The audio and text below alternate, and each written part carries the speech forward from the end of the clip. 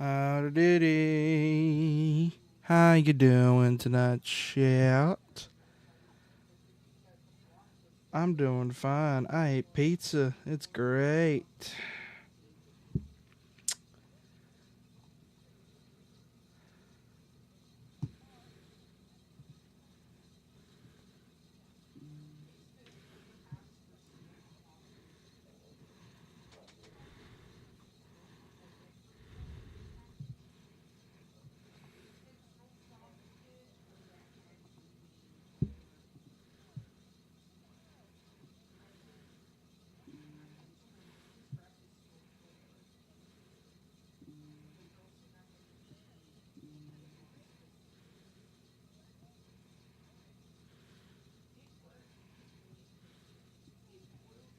So how y'all doing tonight, chat?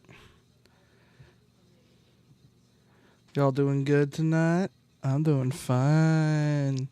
Sorry for the low voice. There's family next door, so I gotta be a tiny bit quiet. So you're gonna get ASMR shinny for tonight.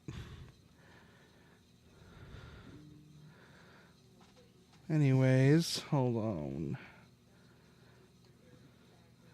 Howdy ho. What a do? Why does the game look so weird? Hold on. Why is it doing that?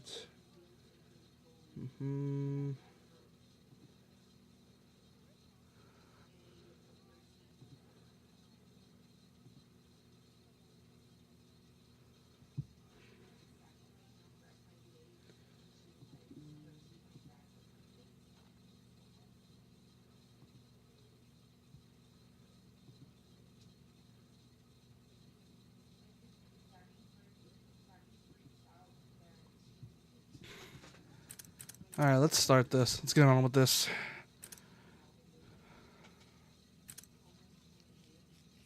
Let's go.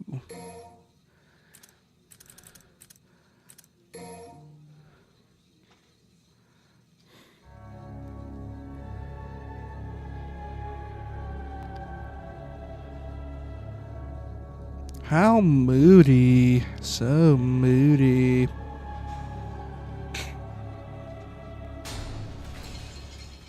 So moody. As expected of DMC.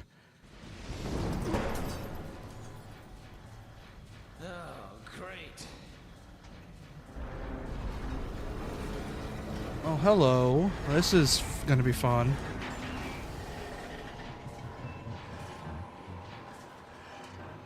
As if I didn't have enough obstacles already.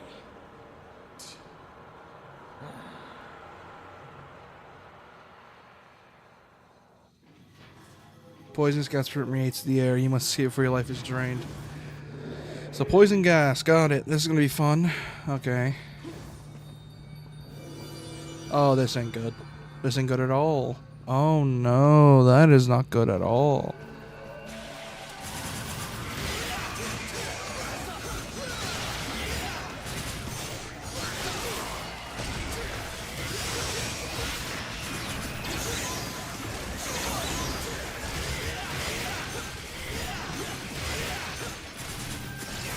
Ow.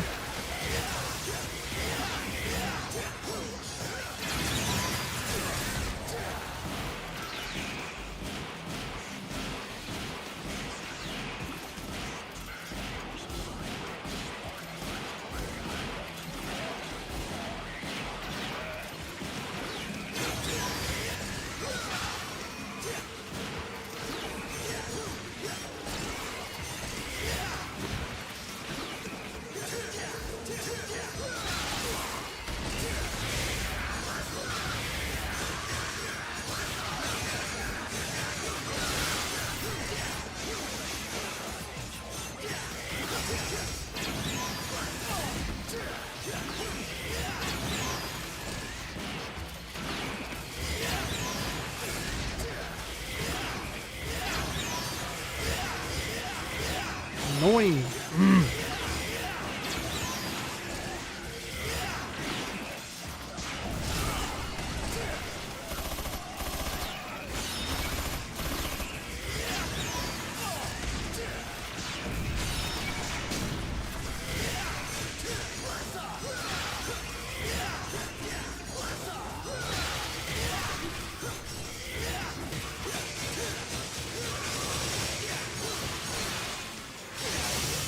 Oh. Oh god. That was annoying. That was annoying. Alright, let's get through this. Come on. Come on. Come on.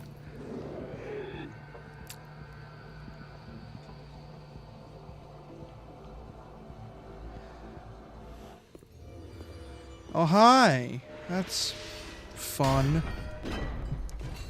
Oh, and the dice. Look, it's the dice. How fun. And he just cuts it in half. Let's go.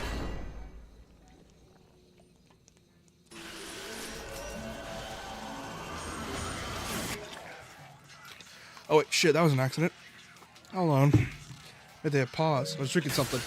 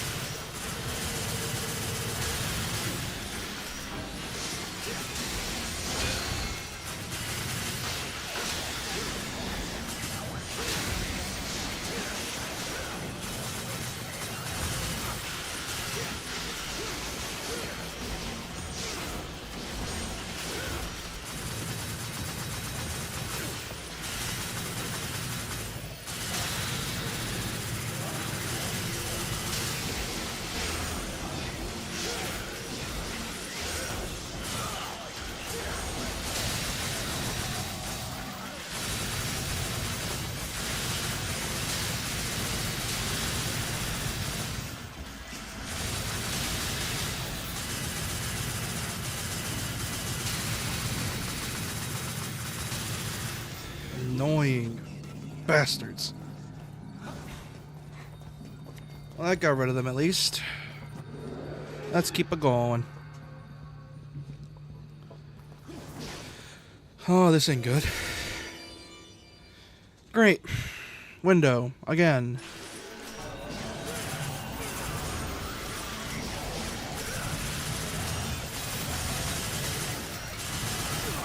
Oh, great. And these dudes. Fun.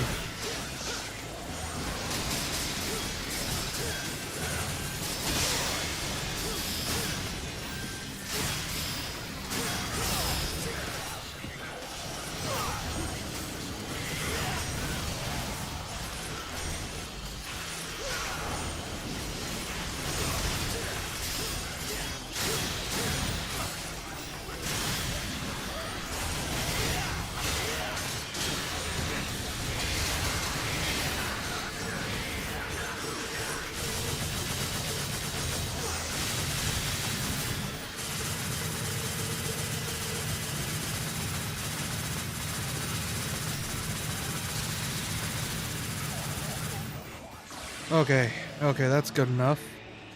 Come on, how are we gonna do this? Come on, guys. Let's keep her going. Thank you. We just need 5 more missions and then we're golden. I'm out of the poison room. Hell yeah.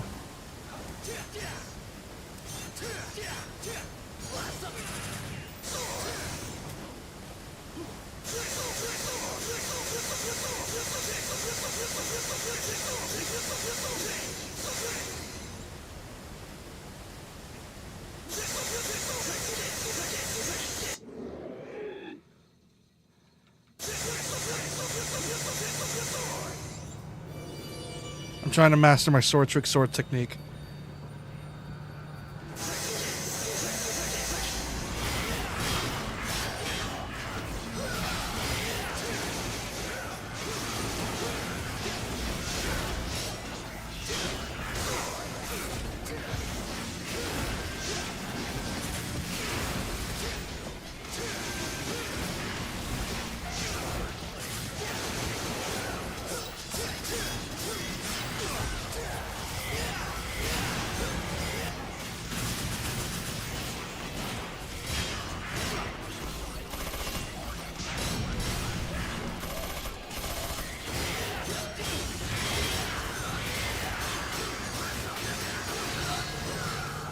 Whew.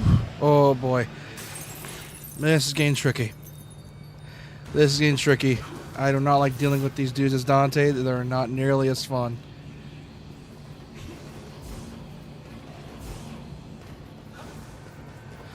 But hey, at least, kinda. Well, hopefully Nero is... Hopefully when we play as Nero again, which we are. Hopefully it doesn't get nearly as AIDS again. Now, where do we go next? Oh yeah, over here. Okay, let's keep on going. Come on, come on, come on, come on, come on, come on, come on. Hopefully we can marathon this game after. Or marathon the last couple of missions of this game. Because I know the last couple sections are a bitch as Nero.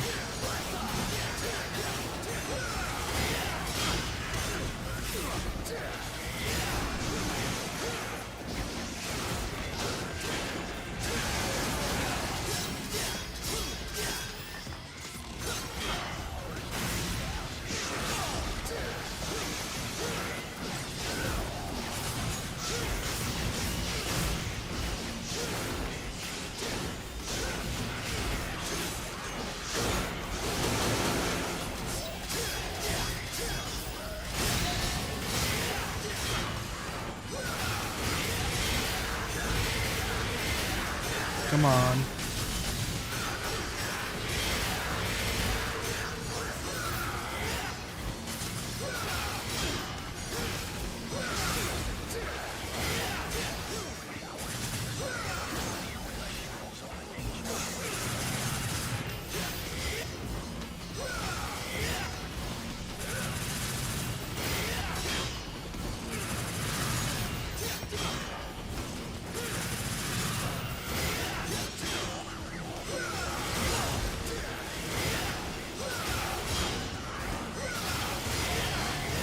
Oh god.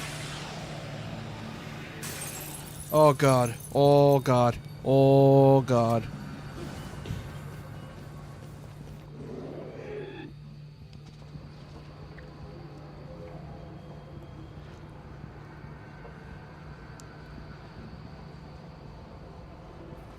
Okay, good. We don't gotta worry about dealing with poison anymore, thank god.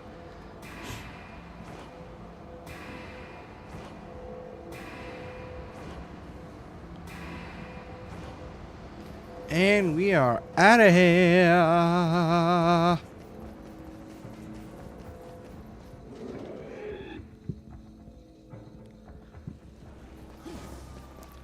We're almost at the main building.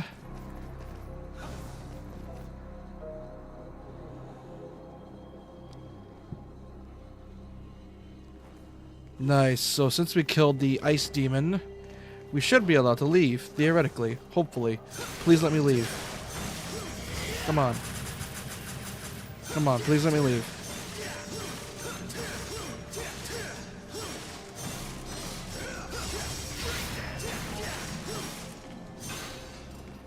Come on, let me leave. Please, for the love of God.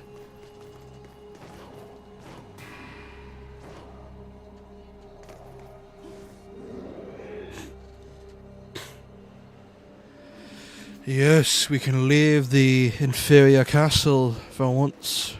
Yes. Take me, God. Please. That would be absolutely...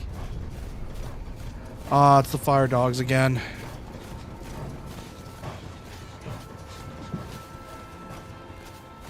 The fire dogs. That's fun.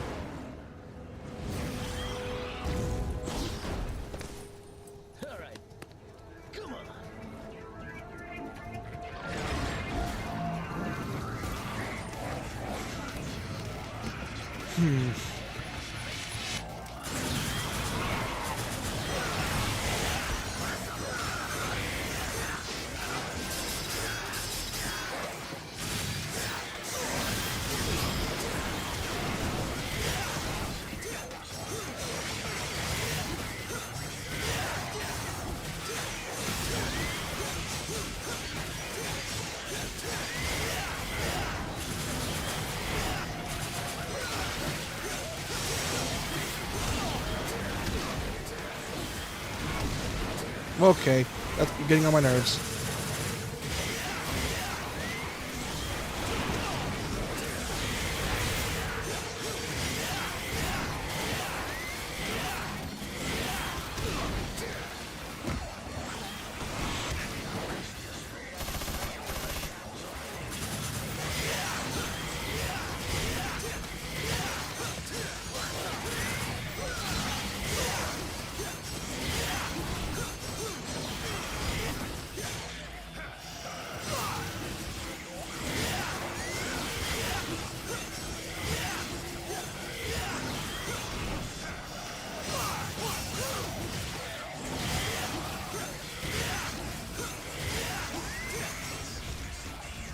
Oh god, screw these dogs.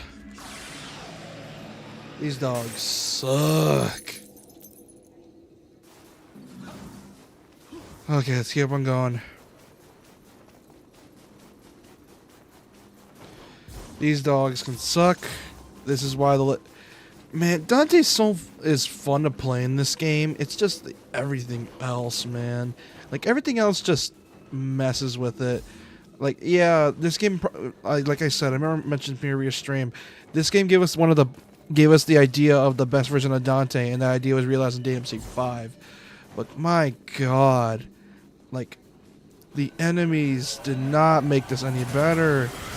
I feel like the special edition. The special edition was like 8 years after. It should have been able to like have the chance to do a do-over, like messing with enemy placements, maybe finishing modeling enemies that kind of needed it,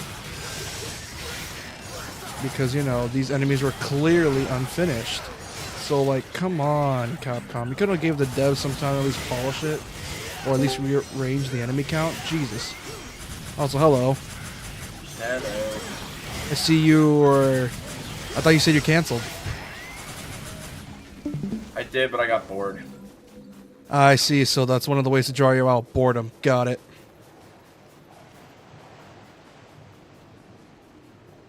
I'm playing DMC 5 because, well, I want to get past this so I can get to the best game in the series, aka DMC 5 or DMC 4. I mean, I'm confused. This game kind of makes me act weird. I was wondering why it looks a lot better than the other ones. Well, this is DMC 4. I need to play DMC 5 is the one after. Well, are you sure you don't want to play the forbidden DMC? No. Maybe after DMC 5. Because I want to play a good game before I experience mid. Look, apparently the mechanics are all there for Devil May Cry. It's just a story that's shit. Well, that's yeah, it. Yeah, here's the thing. I may act like I'm being mean to it. It's just the fact that, I don't know. The combat itself and level design is fun. It's the story and the characters that pisses me off. Play design, I can take it or leave it, but I like the art style of it. Yeah, like, here's the thing. I like Edge, but, the reboots I like the too whole much. weird, fucked up circus aesthetic. It looks cool. The psycho circus aesthetic, yeah. Or the death metal grunge. Here's the problem. I could just play that on my end. The problem is securing a copy. Did they ever port that to other systems? It's on PC, the definitive edition at least. Oh, it is? Yeah, we could just buy from there. I mean, nothing's stopping me from throwing it on a PS3 emulator. No, you do not want to play that version, dude. That version sucks. The PS3 version? Yeah, because I know there was the 360 version that was good, then there was the PC remaster. the definitive edition is, I kid you not, the best way to play that game. Oh, was that released when the PS3 was having the memory leak issue like it had with Skyrim? No, that's not the problem. It's not the problem is the game wasn't optimized. But the thing is, though, the definitive edition, the one that, if you're going to play the reboot, you play that version. How do I say this without being mean? The vanilla version of that game fucked up the systems. You want to know why? Or you want to know how they messed it up? Dude, you there? Hello? Am I crashed? Sorry, I copyrighted audio playing. You want to know why I say they messed it up? Or how they messed it up? Yeah, I was checking one of my TikToks that I copyrighted audio playing. Sorry. Alright, you want to know how they messed it up? How? I don't know. Make it so that most of your moves are useless against certain enemies. I mean, I heard the system was fine, and what's the person I watched playing was playing the remaster. They're playing the remaster, because the remaster actually lets you style, unlike in the vanilla game. Oh yeah, the guy had a gaming PC, so that's probably what he was playing. I know in that one you get your launcher late for some reason, like you don't start with it. In the vanilla version? Oh, that's stupid. No, you get the definitive edition, you have your launcher immediately. Yeah, the guy I watched play it was Landing Pator, and I'm like, it looks like a decent game, but obviously fans hated it. Yeah, because you know what's even worse is that the devs had the gall to mock the OG fans. And that's like, yeah, that's a guaranteed way to get your game. That was going a step too far. I think fans would have been fine with it if they didn't do that. It would have been okay. Here's the thing: the game works not as a DMC game, but a lot. You know, ever heard the criticism? This game would be good if it wasn't a part of this franchise. Mm-hmm. That's the usual criticism with that game. Like the game. I feel like with the Psycho Circus aesthetic, they could have made a completely new character and called it Devil May Cry Re or something. It could have been a spin-off, yeah. But you know what's funny is that people... There's a meme for the reboot version of Dante. They call him El Dante because they play the game in Spanish. Nice. Yeah, but they could have done like... what they should have done was set it in like New York or something. Here's the Like problem. Capcom at the time, Denki Inafune, the prick, he wanted the games to be as Western style as possible, aka give it a good old, like, as crude, aka crude humor as possible. And all the style was gone. I love how the Western push is what got him fired and screwed over Mega Man for years to come. Wish you would have noticed me earlier. Now my coat's all charred. I wish Capcom would do something new with Mega Man. I mean, they've already like tested the waters. Well, yeah. Well, here's the thing. My guess is that they want to like try to get all like everything on modern platforms before anything happens. That way they can at least make some money off Mega Man. And probably we can do edgy Pac-Man. We can do edgy Mega Man. Not gonna lie. I can kind of see what it. I'm saying is, reboot the Zero games, or maybe even the X games, and give some edge to it. No, make it a new series in general. Like, you know how Mega Man has multiple series? Not like rated M edge, but like decent rated T edge.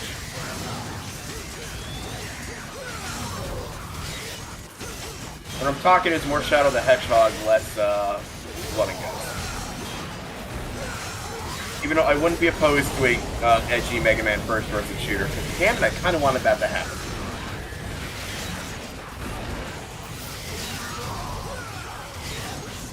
Yo, I feel like if they were to announce Mega Man Legends 3 for the Switch 2, everyone would literally ignore all the price things. Oh, 100%. At least on the Capcom side of things. Like, if that were a launch title, no question. The system would sell day one. Everyone. 100%. What's annoying is they just have apparently a playable version in like a playable demo in their vault. They just never released it. Like, at least take that demo, revamp it for Switch, and release it as a playable OVA type thing.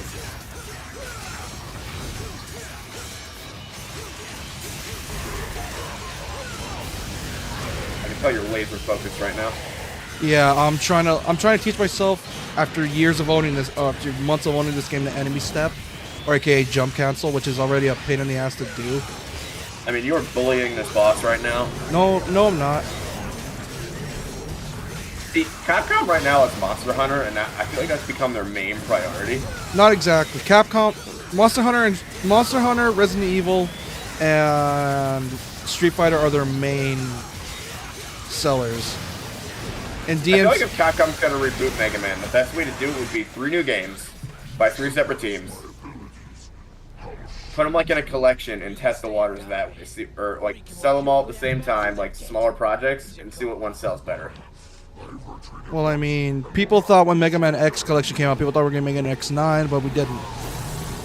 Like, here's what you do. Also, you hold on. The reboot for Cutscene. Mega. Oh. God, Dante's so cool. Shoots him to death. I was hoping for a bit more than just a few sparks. This came out, by the way, the remastered version of this game came out 3 years after the reboot, by the way. You could say this is one of the first of many remasters they did before. Oh, wait, the first one was the Mega Man Legacy Collection. Then they remastered this. Yo.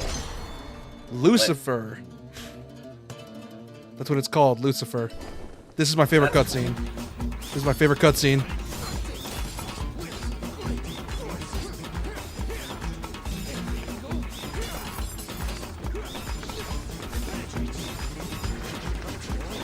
Okay, Dante, can quit it with the sex puns, but okay.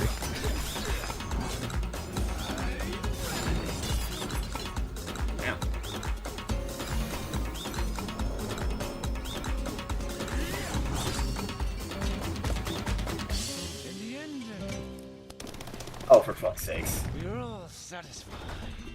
Oh my god. Guarantee once this cutscene started, every single DMC fangirl just exploded. Instant wet underwear. Yep. You know how many underwear women's panties Capcom just ruined with that cutscene alone? In 2008, especially, Now it's just you and me, Mr. Savior. along with Leon. Dude, Leon guarantee, like, got so many fangirls into RE. If you think about it.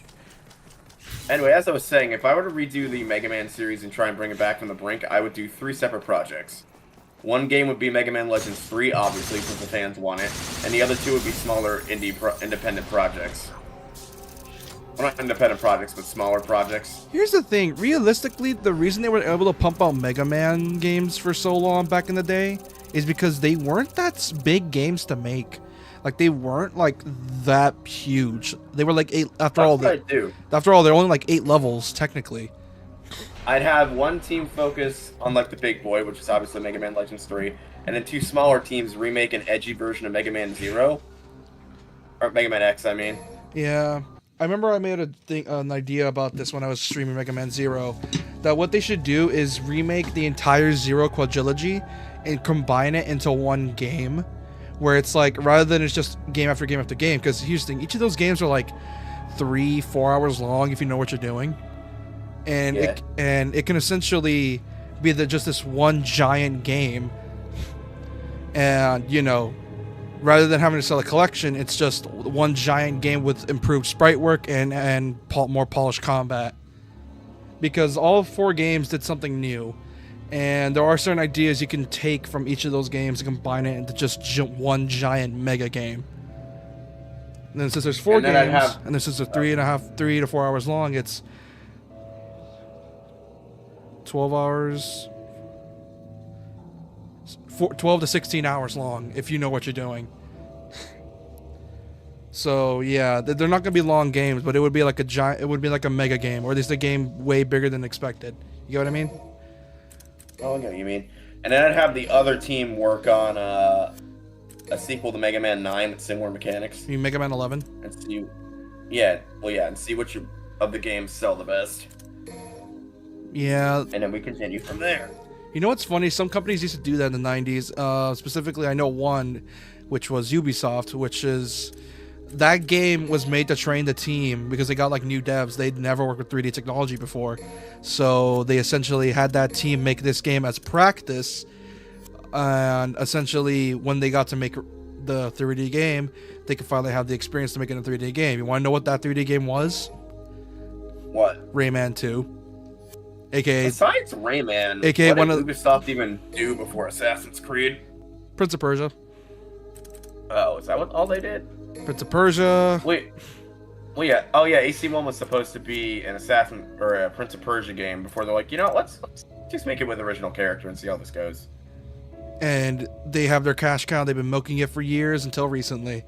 And then I have a feeling they're like when it released, they're like, wait, people actually like this? Okay. Prince of Persia, we're putting you down like Old Yeller. And then they bring it back with a side-scroller that's really good. Unfortunately, it was too niche and it did not sell well, which makes me mad, because The Lost Crown is great. Or so I've heard. No, dude, it's really fun. It's like it's like side-scrolling DMC, essentially. It's great. Oh, so I managed to prove you wrong yesterday.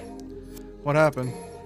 You know how you'd never say I'd make my money back, or make enough money to support myself in Yakuza Like a Dragon by just playing Hanafuda? It's because I was messing with you most of the time. I know, I literally made more money than I've made in my business just playing Hanafuda yesterday. I now have 1 million yen in that game. Well, be careful, because you're going to need 3 million by the end of the game.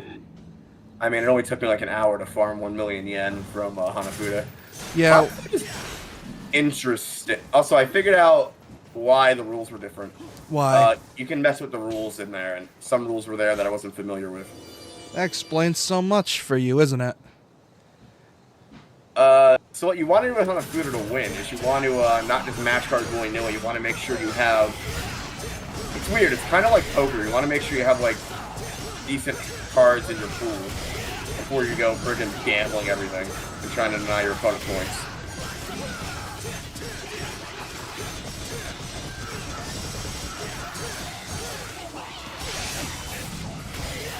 Bitch. Okay. But so that's why you kept sucking over and over? Because I was trying to refamiliarize myself with the game. And you finally did, only it didn't really work out all that well for you. I mean, it worked out now. What I did was I got 1,000 of the gambling points, and I traded them all in for gold plates. And I sold those gold plates and made 1,000,000 yen off of it.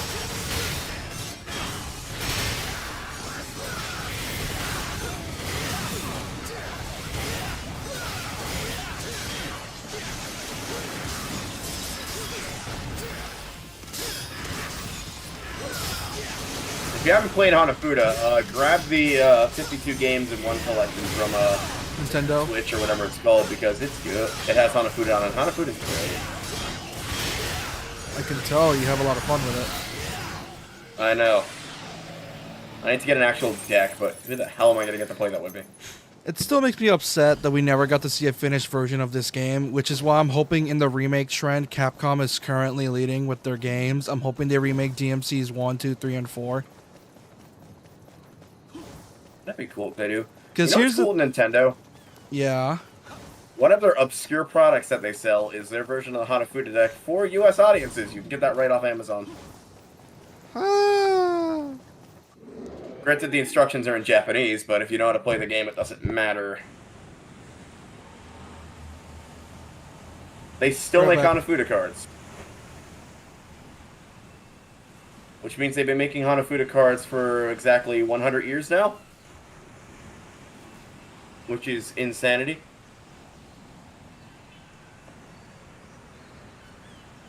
Yeah, to make a product for 100 years straight. 100 plus years straight. I know. It's that was here's the thing. Kind of like when Sony did the rice cooker. Yeah, here's the thing. You can shut on Nintendo all you want, but they're clearly doing something right if they lasted this long. I mean, to be fair, Sony also still makes rice cookers, I think. Never forget your roots, right?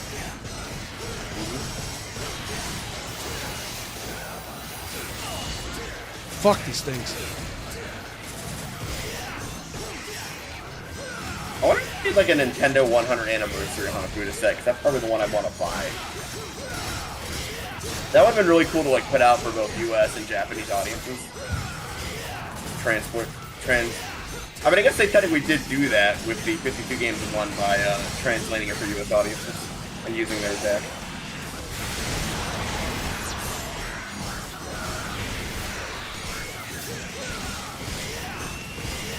Yeah, Sony started in 1946 making rice cookers. Oh, that's funny. And then they, like Nintendo, got into gaming, and then because of it, they're not one of the big three. Oh wow, Sony doesn't even make rice cookers anymore.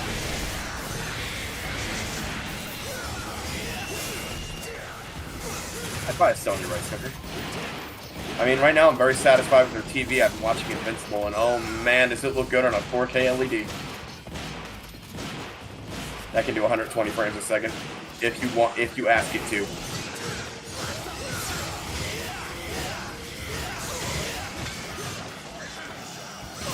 Then again, I'd expect good animation from a Sony TV, considering they own Crunchyroll. No, they help publish anime, not make it. If you...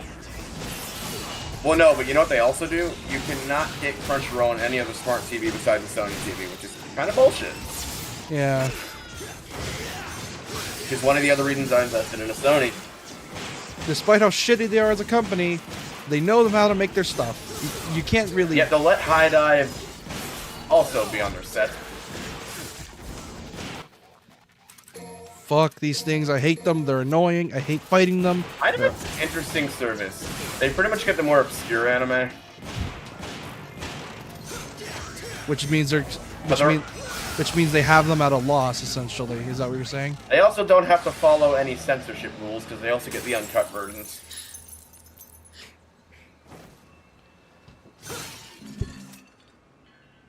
Which, it's why they're the only company allowed to legally stream, it'll come to me in a second. Made in the Abyss, which is one of the most brutal animes you'll ever watch, because its main theme is torture of children. Be right back. And when I say torture of children, I mean torture of children.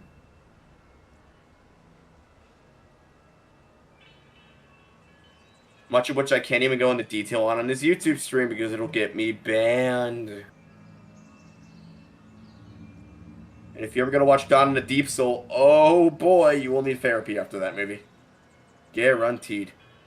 That movie is, I haven't even watched season 3 yet because I'm still mentally recovering from that movie. That was a movie that I watched. It was really freaking good. Because you are a psychopath for children and teenagers suffering. After all, your favorite superhero is Danganronpa. Oh, God help me for liking Made in the Abyss, one of the best horror anime out there. Well, that's what Made in the Abyss does, its horror. It's like something that like most US horror movies won't even touch. As I've told you with the Gold Brothers, they won't even touch that shit for Saw, so... For obvious reasons, because I don't think anyone wants to see a child get brutalized. Oh, God. Not to spoil... I guess I can spoil Dawn of the Deep Soul at this point. It's been quite a few years. But literally the main thing of Dawn of the Deep Soul, and they literally made it more brutal than the manga version,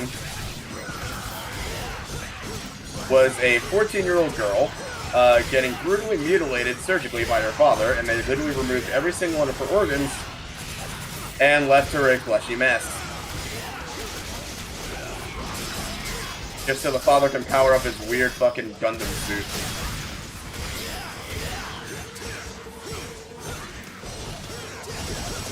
Pretty fucked up when you think about it. Well, I mean, no shit. From the way you One describe of the it. things of the Abyss is the deeper you go, the more humanity you lose.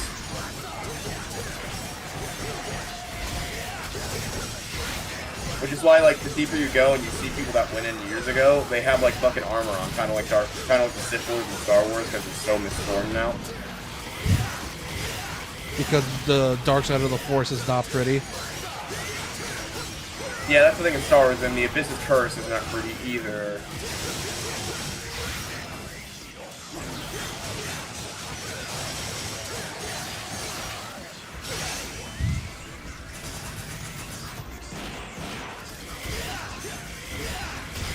I honestly recommend, though, if you go to watch Made in the Abyss, to watch the movies and not the actual series, because the movies cuts out a lot of that fluff.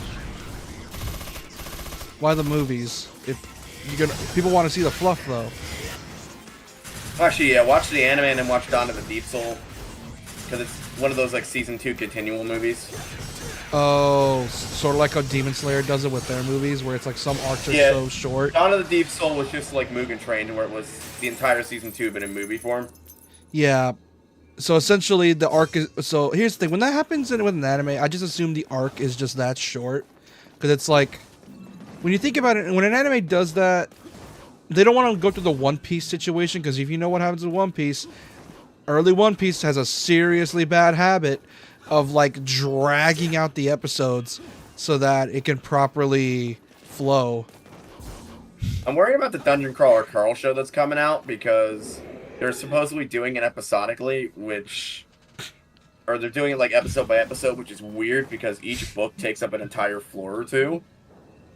I feel like if they do it via just movies, it'd be better. Maybe one season could be one floor. Because if they do it movie-wise, it'll give a lot more time for the books to finish, because there's still going to be like 4 more books. Well, here's the thing. The smart thing to do would be, hold on, I need to blow my nose. Also, the main character still has an unexploded nuke in his inventory, which he refuses to use no matter how bad the situation gets, which I'm still shocked he hasn't done it yet. Granted, if he does use it, everybody will pretty much die. No, I wonder That's how why. strong that weapon is. I mean, It's strong enough to destroy an entire floor of the dungeon, which each floor of the dungeon is described to be the Earth's surface in size. of course it fucking is. Well, yeah, it's underneath the Earth.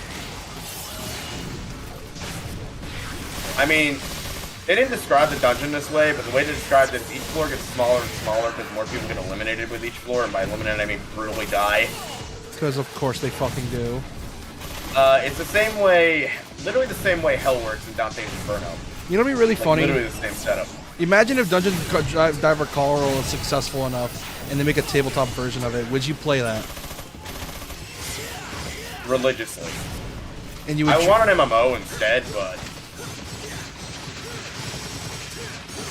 dude, if it got that successful, I'd be really happy. I mean, we are getting a series on Paramount Plus, even though they've been known to fuck their track record. They better not censor it, like as far as swear words and stuff go. Oh, I noticed a distinct lack of swearing in the newest book. Maybe that's just the author. I mean, maybe he's trying to clean up his writing style, but it's a adult comedy, and he swears all the time. So I don't know why he would randomly try to do that. Yeah, but you never know. Maybe it's just like, as the plot's going, he realizes things need to be taken seriously a bit more. Yeah, but I didn't hear the iconic line of "You will not break me, fuck you all." He's probably saving. All in the last book. He's probably saving it. He wants to. Probably. Yeah, because let me guess. Is there like a really big arc happening right now? So the next floor is actually going to be a Mad Max style floor. Like it bases all the floors off current franchises and stuff, but gives it a little twist to it. Like the floor before this current book was Pokemon and Yu-Gi-Oh themed. Because of fucking And then course. of course it was. It was great. And it had one of the best jokes in the entire series, because you would like this. Every single... So the aliens take cues from our culture and, like, kind of pervert it a bit. And every country had, like, monsters that you can summon based on that country. And the person announcing the floor was like, if you pick Japan, you're fucked. Why? Because it was just a bunch of Godzillas and stuff running around, as well as Kappas. Because of fucking course it was. None of the main cast picked Japan, unfortunately. I think they just wanted that joke. Most of the main cast ended up in Jamaica, and then Carl's friend ended up in, So everyone was allowed to pick their own country. Most people picked the countries they came into the dungeon from. And what the countries were was they were a snapshot before the apocalypse. So essentially, like, no one could, like, interact with the humans that were showing. It's hard to explain. But of course, you still have, like, the video game logic of monsters running around and stuff like that. And then Carl was going to pick the U.S., but then Donut, his cat companion, picked Jamaica by accident. Because of fucking course they did. Because it's Jamaica. Like, here's the thing. Pretty sure he knew a bunch of jokes to use in Jamaica. How funny were those jokes? Right? Pretty funny. There was one, or it might have been Brazil, but there was one card they got to summon called Uzi Jesus, which was Jesus with an action movie attitude, like, I can't take this anymore. I hate you. That kind of attitude with Uzis. Because the thing with the aliens is they don't understand our culture, so they'll just mishmash things together. So they assume that will mishmash things. So they assume that Jesus was an favorite cutscene. Hold on, it's my favorite. Well, that's one of my favorites. Shakespeare, Dante. Here we go. Assumption that those demons would prove far inferior in the face of your tactics. You summon and kill. Summon and kill. I fail to see the logic here. Said it. The price to pay for power? Did they just have Dante give a soliloquy? Soliloquy? Yep. Oh, they did the skull thing. Stubborn and foolish. Bro, you fucked up your line. He's also it's heavily implied that one of the characters in DMC 5. This is her father, and she really hates him. Like, there's one thing with Hamlet. Hold on. That tickles Irony's judgment.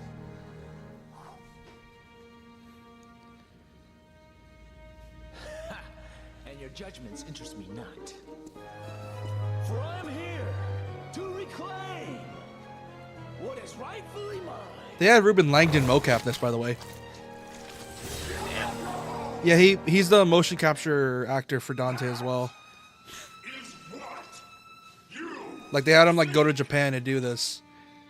and that is why I wait in your Surprised no one's in chat or this chat. You will Oh, there are people here. They're just sort of watching. of my quest. Waha! Though I encourage for an opportunity to battle a being of such grand delusion as you. One of my favorite battle themes in this game.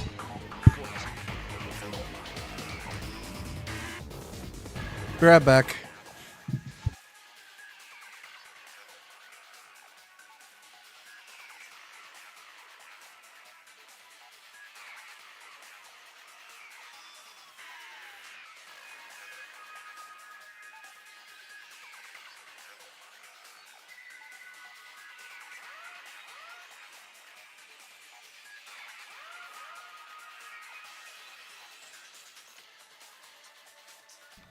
I am back.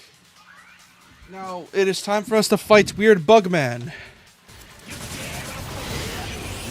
who is also really annoying to fight with Nero.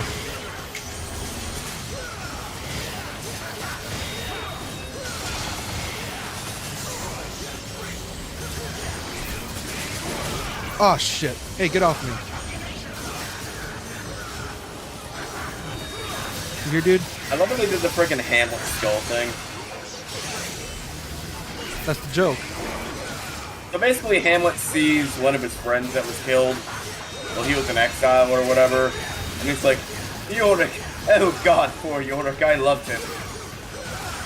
And it's still a scene that just feels like it happens completely randomly. Because of course it Is does. boss rushing you right now? Because I feel like you could spot a boss. Here's the thing. Remember how I said this game was rushed a while back? One of the many things that made this game rush is because they didn't feel like reusing.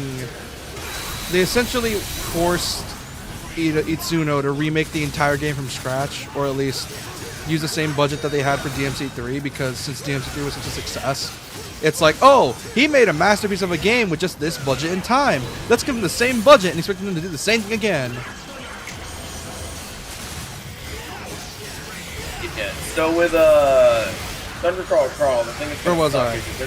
Where was I? Oh yeah, and because the fact they had to rush the game, they just reused Nero's sections for the game, and because of that, I'm now fighting these bosses over again.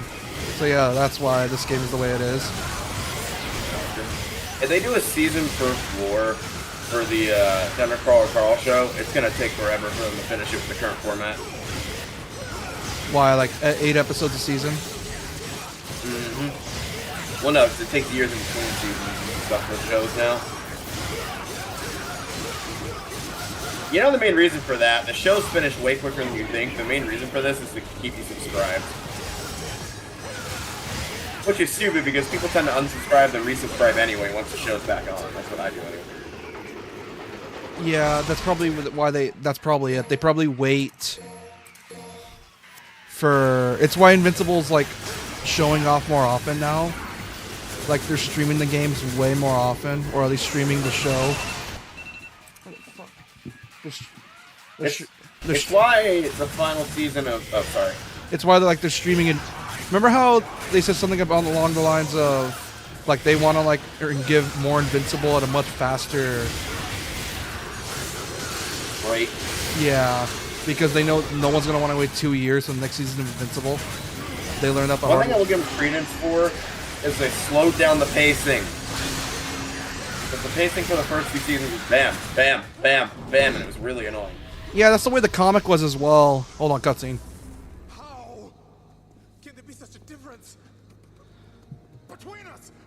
You surrendered your humanity. It's that simple. But you are not human. So why am I inferior? He's half human. You assume humans are weak. Okay, yeah, their bodies lack the physical ability of a demon. But humans possess something that demons don't. What? What is it the demons lack?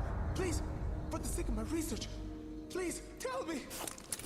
Shut the fuck up, you. Shut the fuck up, stutter I man. thought I was gonna shoot him in the face. No. If you're gonna continue your research in the next world, You'd be right. do your homework first. Oh, come on, that was really cool. I wanted to correct you, but I'm like, hold on, let me build it up first. Shoots through the hole in the paper into his friggin' left eye. And the rest? He's like, oh, like I thought I was gonna shoot him in the face, and I'm like, wait a second, hold on, let me build it up. You'd be right. This is why I say Dante's so cool. You even fucking dabbed on the audience before dabbing was even a thing. No, it's called a bow, because he is. Here's the thing, Dante is just that guy. He's just him. He's that guy. Like, you want something done, you call this man. And you know what's even better? You want to know? There's a running gag with DMC that he's constantly broke all the time. Did I ever tell you why he's constantly broke?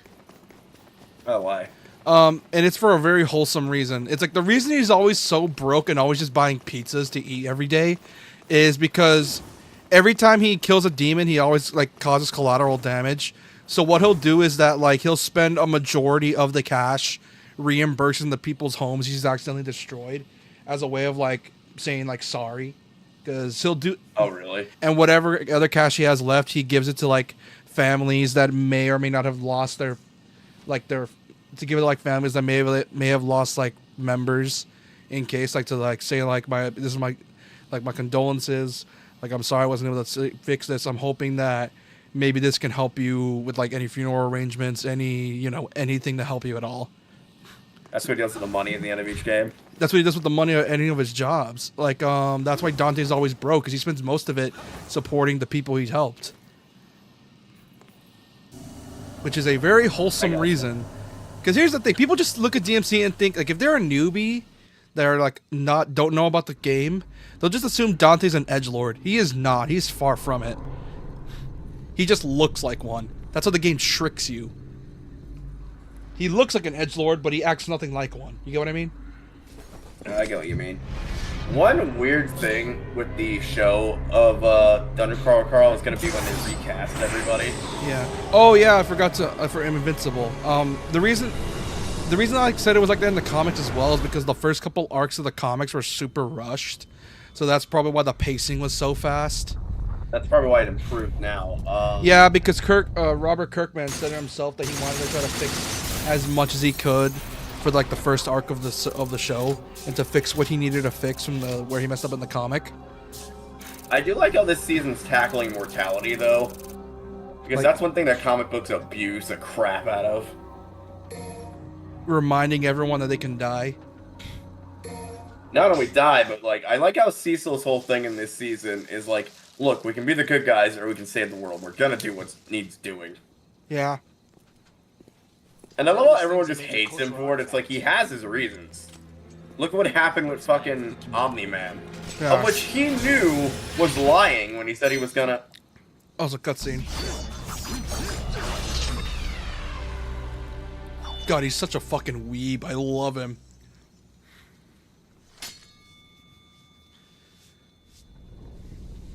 He cut a building in half.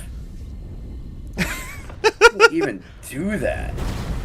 With the power of the Yamato, which can literally cut through dimensions. Oh, was that even necessary? Yes. Hey, lady. Or hey Trish. That's one sword. Why does this game's colors look so washed out? That's the way the original game was. Remember how I said this game's art style is very gothic? They wanted to keep the gritty tone. Yeah. I think you better help the others. Try to get them as That far and the away from lighting. here as possible. Got it. What was I gonna send up? Oh, yeah. I love how Cecil knew that Omni-Man was lying about helping everyone, yet he still took virtually no countermeasures. Here's the thing with Cecil. You're going to hate him in a couple episodes because, if you don't know what he did, and it pisses me off that he did it, because he was like, oh, for this bad guy... Spoilers, sir. Let me just say this. Let me just say this. He overestimated Invincible's strength. Let me just say that. I think everybody does at this point. No, he overestimated. Hold on. Yeah, I'm only episode 3 so far of the new season. I'm assuming it's better and better as the episodes go on, as all these seasons do.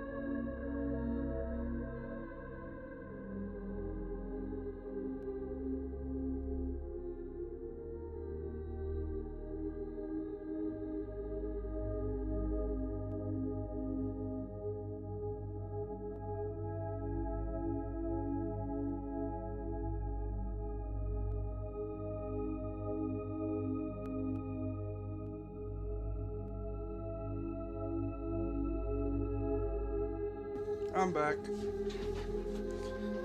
But yeah, like I said, here's the thing. Like I said, for once, Cecil overestimated Mark's strength because he made a prison that's capable of holding an enemy as strong as Mark. Here's the problem. Mark is not strong because he's just that physically strong. Mark is strong because of other reasons. Oh, yeah. And because of that, it bit Cecil in the ass. I love the current bromance between Omni-Man and, what's his face's Alan. character? Alan, yeah. Alan, Fucking great. Alan's great. That got such a laugh out of me, like, you know you miss me. And then when he came back with a fucking hole in his chest on me, I was like, how in the hell did you survive that? I love when he just gets Zenkai boosts, Alan. Yeah, I mean, his powers literally just Zenkai boosts. Yeah, and because of it, he becomes one of the strongest of characters in Invincible. I'm pretty sure he's stronger than Omni-Man right now. He kind of is. Kinda. Didn't he, like, beat up a Viltrumite in Season 2 and he was the only one with comparable power? Yeah. I know he was sent to infiltrate the Viltrumite prison. I love how the head of the, like, Viltrumite rebellion right now is a guy who used to be on the Viltrumite side. Yeah. Like, Also, that's fun. this is also my favorite cutscene as well. Most of these games' cutscenes are my favorite. Yeah, it kinda tainted the view. So, you ready to fight now or what? You travel this far to fight me. You could never touch the power of the Savior. I don't know about that. Sounds like you're overcompensating. Besides, I didn't want you to get a creak in your neck for looking down at me. I'm probably gonna download a PS3 emulator with a version of it. Was Service Wrath put on PS3? Hold on. How about death?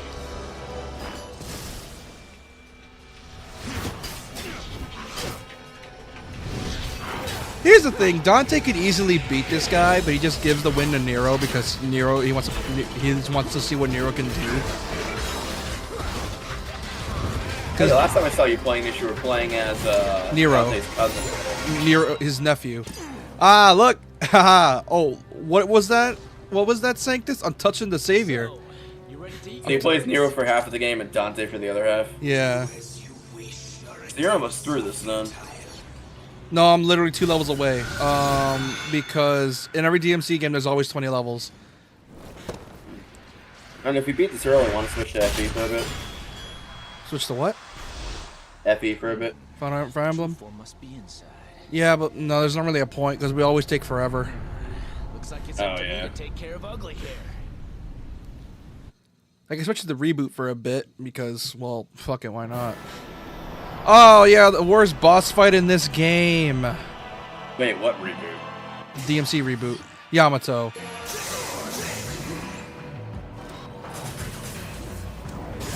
Oh, DMC5 or the DMC reboot? The DMC reboot. Oh, so you're gonna do the reboot before 5? No, I'm just gonna show you. I just want to show you the reboot before we move on. I love how you dissed the reboot, but you still bought a copy of the reboot. Because despite what people say about it, it's decent fun.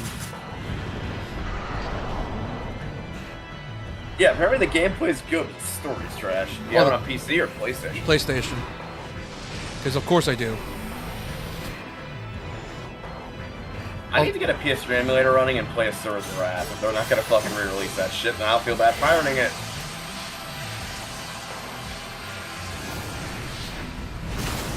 God, they need to put Asura's Wrath back out already. I feel like modern consoles can handle it. They can. The problem is the game does Maybe not. not in 4K, but almost certainly in like 1080p. It can do 4K. It's a 360 game. Yeah, but with the ADHD that game has with some of its cutscenes. Dude, it's a 360 game running on Unreal 3. It's gonna run it.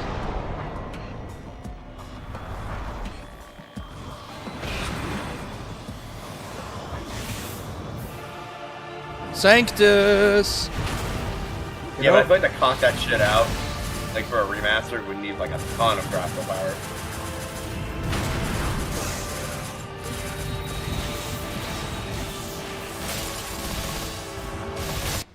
There we go. That was fast. Usually took me longer. Alright, you get... I'm assuming this is close to the final boss. 2 more levels, literally. I think I'm like mission 18, mission 19. Mission 19's Nero, mission 20 is also Nero. God, Dante's such a smug bastard. It's like, yeah, you got that giant statue. Here's the thing, I'm me. You ain't touching this. That's literally just Dante's whole thing. He will mock you just so you're even thinking you can fight him.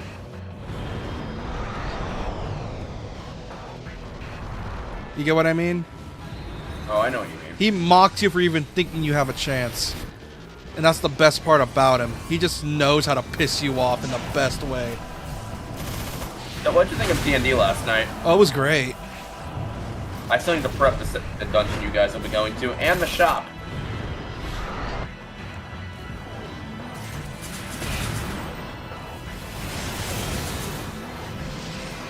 You're not shooting me with your Kamehameha beam. Stop it.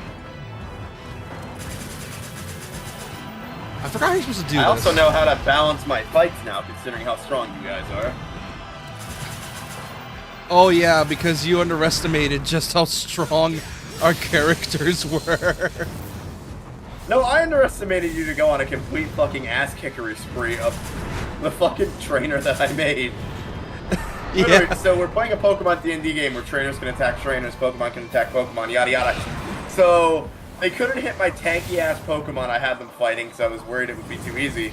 So instead, Shinigami goes to beat the ever-loving crap out of the NPC trainer that I made. Yeah, I gunned it towards the trainer, and I immediately just fucking... Which, by the way, I think I'm going to make an executive ruling. All normal attack checks for humans going forward is going to be 1d4 times your level. Why? Because that was way too broken. I forgot how to damage this dude. I'm actually going to put that post in here because... Do you think I'm being a sore loser? Yes. No, because that was fucking crazy. You shouldn't have been able to murder my, No, here's the Like I thing. said again, I guess he was level 1 going up against another level 1 that was fighting him. Yeah, I'm pretty sure. Still. I'm pretty sure I just got extremely lucky. That's my guess. I'm pretty sure you did. That's the idea. I'm pretty sure I got really lucky, and that's why my thing was like, and that's why I was able to kill your character so fucking fast. Because I just. Yeah, I think the new rule is going to be for basic attacks like that on another character, unless it's like a skill that says otherwise, like a punch or kick or something. 1d4 damage roll times your level.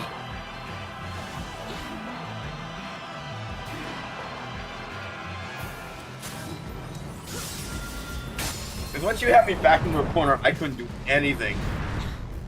You're not even a DPS character, so that's why I'm so confused as to why you had so much freaking luck on that. I think it's because, well, remember, I played smart.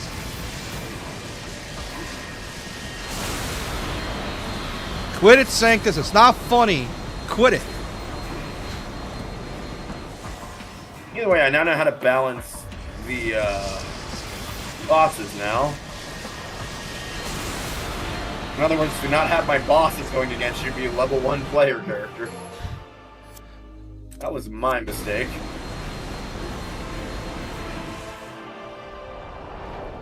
Oh, Sanctus.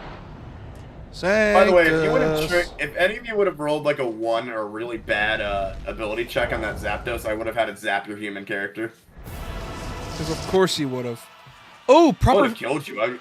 I would have just made your ass unconscious. Ooh, proper boss fight. Thank God. Well, there's the health bar. No, time to fight this thing for real. I mean, if that would have happened, I would have made you unconscious, and I also would have. You also would have had a nasty-looking lightning scar for the rest of the campaign.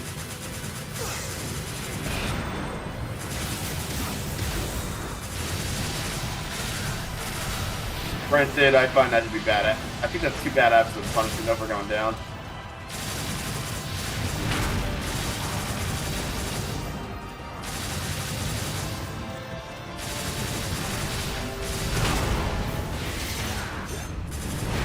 I don't think my character damaged any of your trainers, by the way. No, it didn't.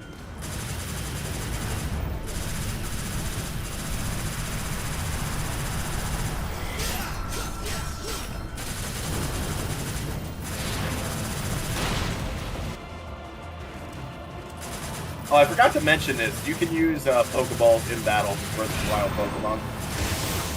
Because of course we could.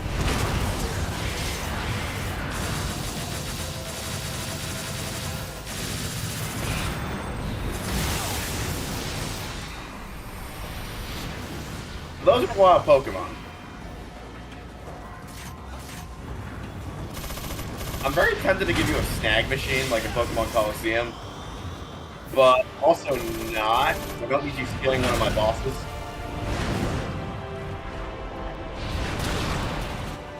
Shit. Sanctus. Will you quit it with the Kamehameha beam? It's not gonna work. It's like a Hyper Beam from like Pokemon Gen 5. What the fuck? Yeah, Sanctus. Here's the thing. Sanctus is one of the worst bosses in this series because not because he's a hard fight. He's just really, really annoying. Like most of his fight is literally just him just inside that giant fucking thing of his.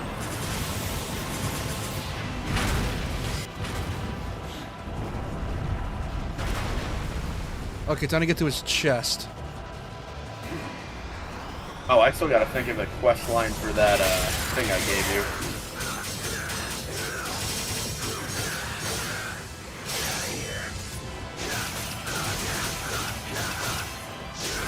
Oh, by the way, how would you rate my acting last night? It was great. It was good.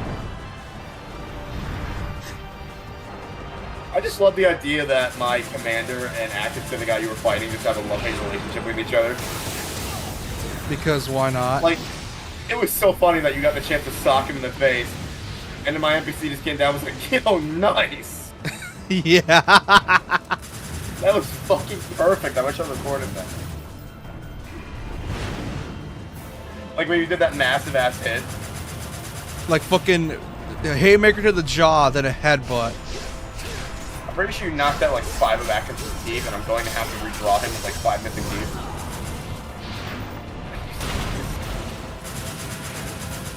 The good thing the Rebellion provides dental.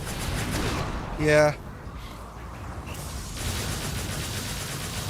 After all, Holliston is supposed to survive me. After all. Also, I told one of my jokes wrong. The original joke was going to be, so the entire audience betted on you guys to lose, but apparently Atkinson sucks at his job, so here's your 3,000 yen each. Yeah, the thing is though, they didn't expect him to suck that much. I was really tired that I forgot about that line, so I just interrupted being like, here's your 3,000 yen. Also, fucking JK got really lucky getting that thing out of Zapdos, and also getting the lucky roll on the egg. And the only reason I made it an egg was because I completely forgot to roll up the Pokemon it was supposed to be.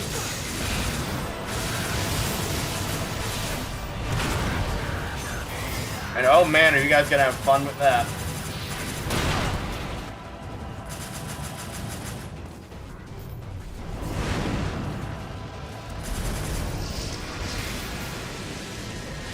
I want your guesses on what that egg's gonna be.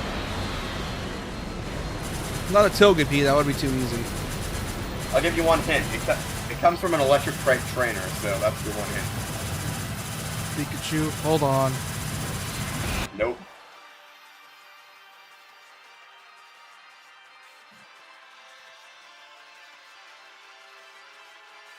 I know you'll never guess it in a million years, and that's a good thing. Actually, I would do some work on that while we're streaming this.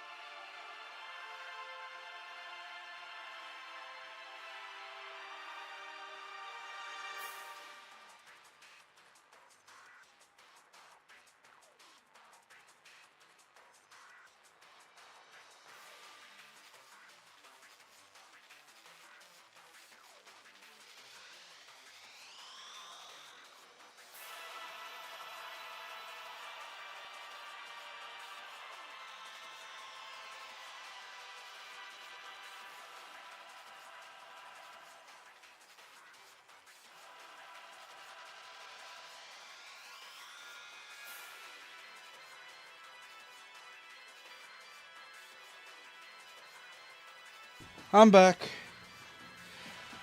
So you forgot to put your class into your character, by the way. Oh, we can fix that. I already just fixed it. Thanks. Also, I didn't mean to like edit your sheet along with you last night. It's just that we had to like hurry things up. Yeah, that's It was fine. easier for me to copy and paste stuff in there. Here's the thing, I had no idea what I was doing. Anyways, cutscene.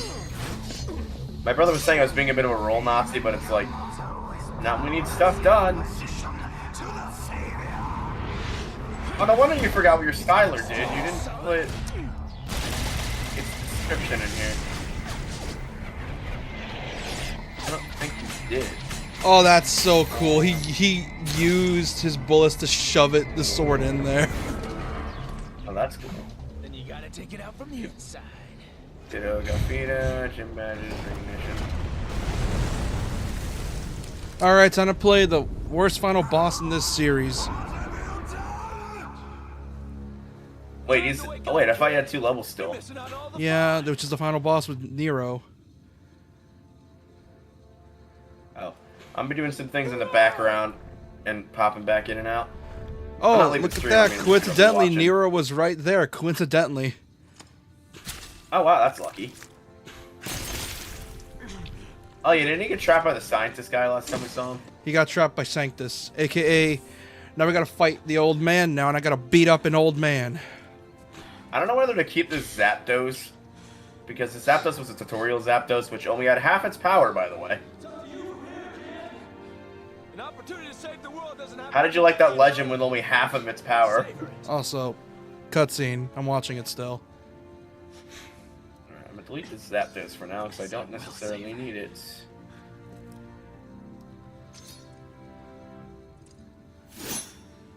Let's clean up this mess. The fact that DMC knows how to combine the anime with realism is honestly amazing with how they do it. Because at the time, this looked amazing. At the time. It's one thing I love with Capcom that they're doing recently, where it's like You know how the RE engine is really good at emulating realistic faces and shit? Yeah. What they do is that they like to try to make faces look as realistic as possible for the time. 7 and ever since RE7, you want to know what they've been doing that's genius? Oh, what?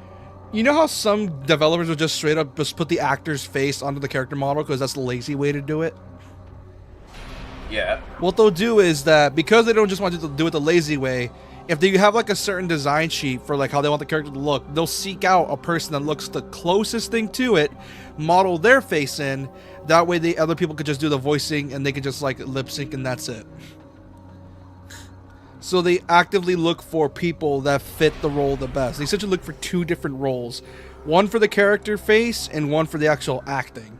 And it is a genius way to do it. That's not the lazy, just put the actor's face in the character, it'll be fine, that type of thing. Unless you're Kojima, you can't really do that right.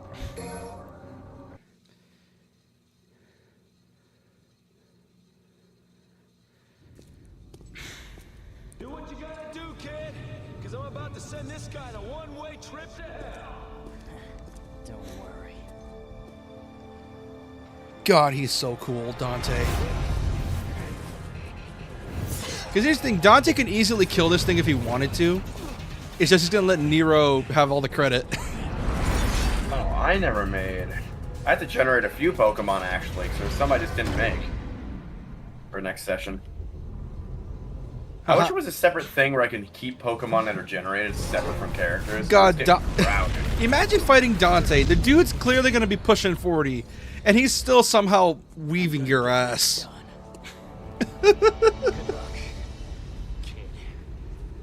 Like, how do you lose to a man who's pushing 40 and still blitzing your ass? Oh Doesn't he no. also still have like the strength and body of a 20-year-old?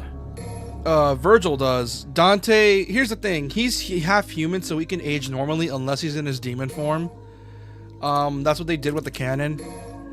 And it kind of pisses me off because it's like, dude, just say you want him to age. That's it. Don't really need Table Hopper. I don't really use Table Hopper. I need Enemy Step. That's what I need.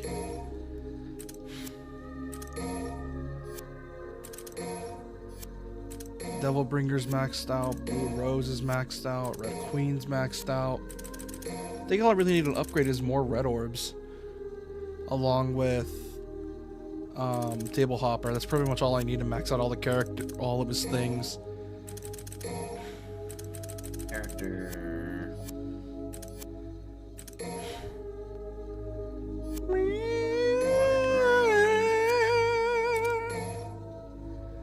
Oh, this. I'm saying, Oh, no, not this again. Oh, no, that's not good. Let's make him do the dice again. oh, it's that dice tabletop thing again. Yep. But you have experience now. You just played an entire tabletop session for yourself. Your first one. Here's the problem. This one's more board game than, you know, D&D. But you're a big boy now. I love that quote. It's so Oh my fucking- god, were you even old enough to remember that Pampers logo? Yes, actually. Slogan? That was a fun campaign. I liked that hate campaign. this That was part. That was actually kind of lit. If you make me do a fucking boss rush, I'm gonna be pissed. Me? No, this game. The Stairway to Heaven or Hell, know that we control it and will be well. And if it's progress that you desire, moving your other self past the stairs is required, and now your fate will decide. If you strike us or progress will be denied. Yeah, nice. Thanks for the rhyming. Oh, I fucked up. Sure. Did I fuck up? Why is this thing here?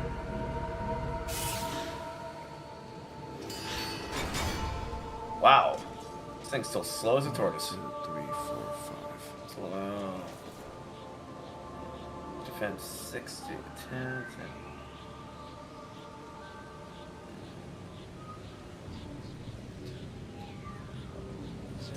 Oh, okay. I have it take. Red orbs, red orbs. Give me some red orbs. They're not one for.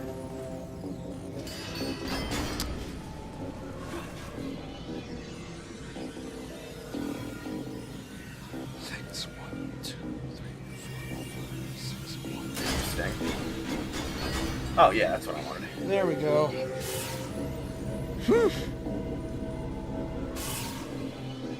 Oh, did I fuck up? Ah. You screwed it up already.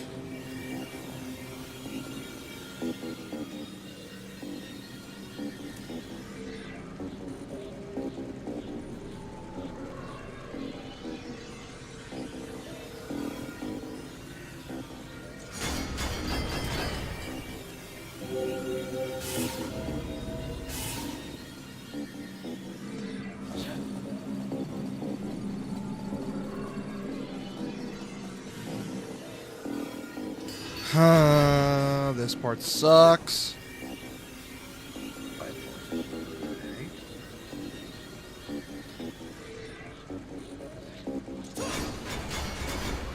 There we go.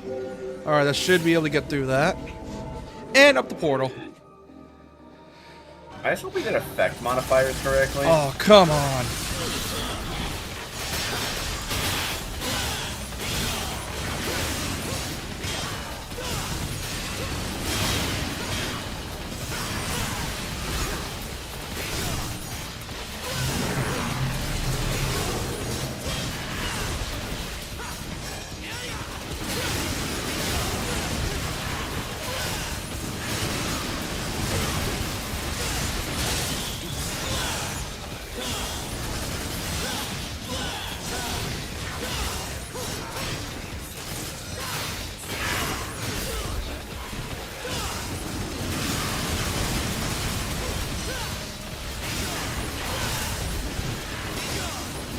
I hate fighting these things, they suck.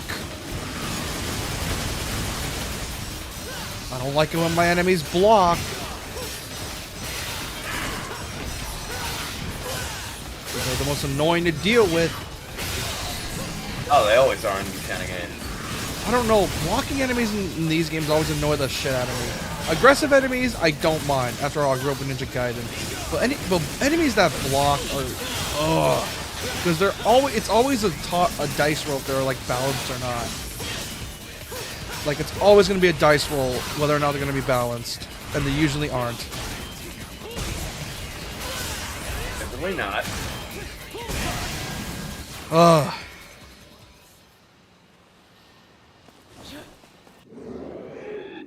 Ugh, thank God.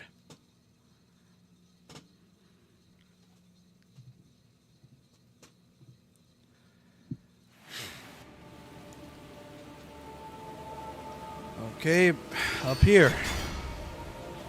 I don't want to do a boss rush game, so please don't make me do a boss rush. That would suck.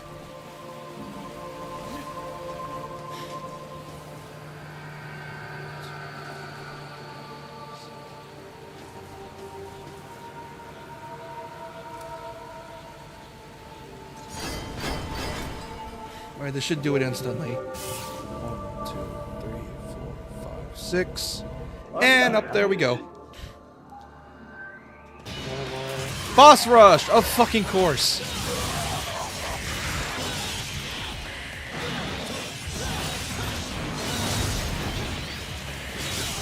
Oh, that's really frickin' useful.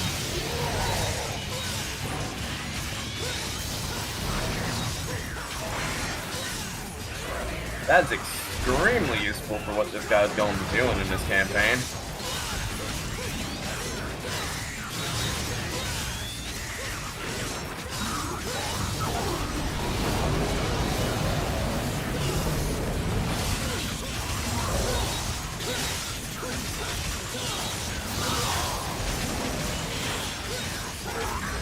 Launch, explosion, miss explosion, self-destruct, failed to do anything unusual in 43 degrees.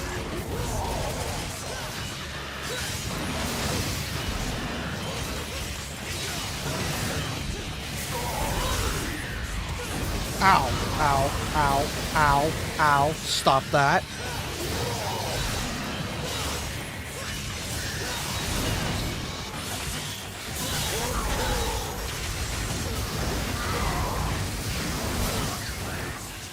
Fuck.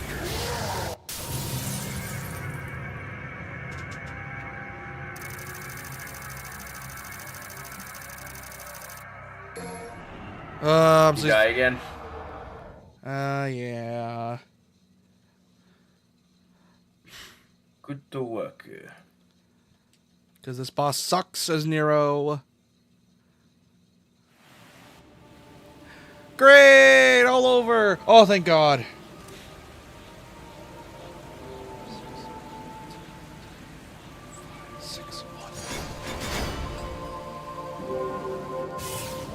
Good, I'm at full health too, so that's even better. Do I even have any items? Yes, I do.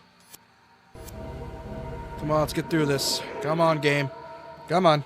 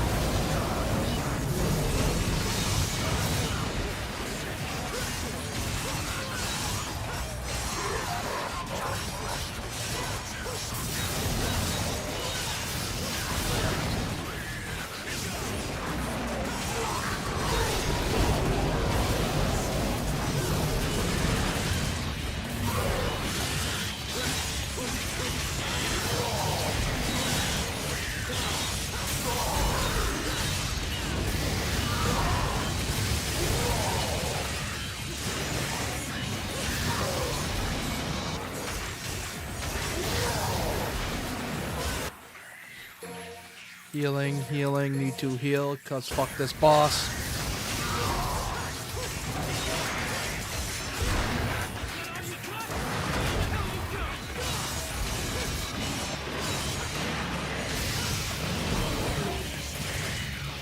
Oh, double trigger too. I forgot these bosses had their own form of devil trigger. And they're just as equally annoying. Especially on higher difficulties. Because why the fuck not? Guys are gonna fucking be.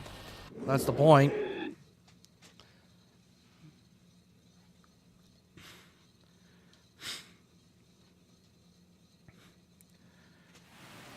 I still like how when FF15 came out, along and a year later Origins came out, and people were like, "Oh shit!" Ubisoft and Square Enix was like, "You know, this game is really rushed, and we really need to make back our money because this game took forever to make. So let's collab with Ubisoft and do an Assassin's Creed DLC that's temporary."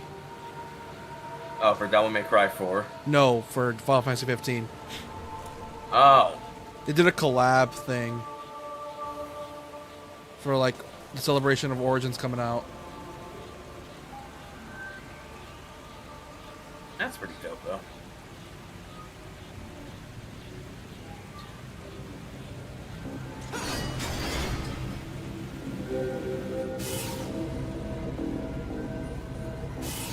And get a 2.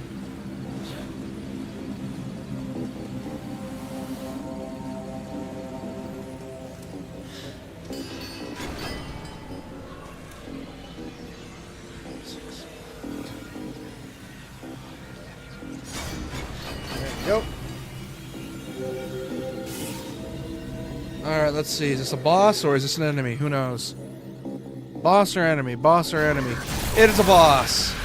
Boss rush! Let's go! It's gonna have me fight the same boss as Virgil instead of Dante. Do Nope. they have different skills, Virgil and Dante? Nero and Dante.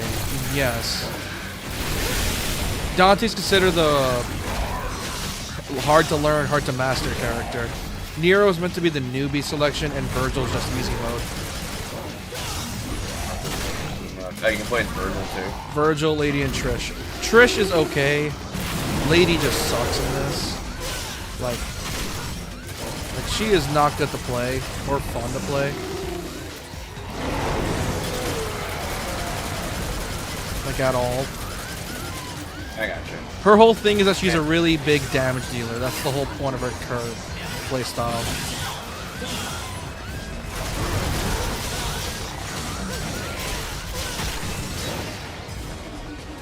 And fun fact, they were going to give Nero his own original Devil Trigger, but because this game was rushed to hell and back, they didn't. That sucks. So they just gave him the spirits, or the stand thing, whatever the hell it is. Oh, the stand thing? So they can give his own Devil Trigger? So the stand thing is his Devil Trigger. The Devil.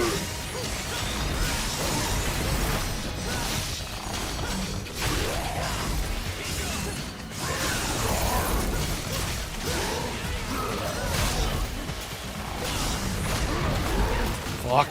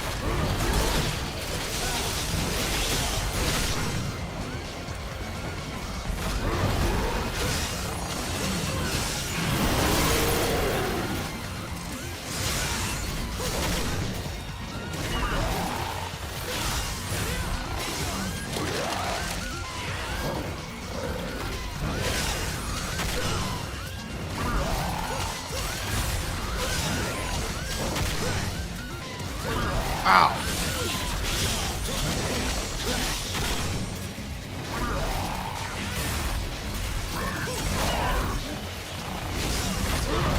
Shit.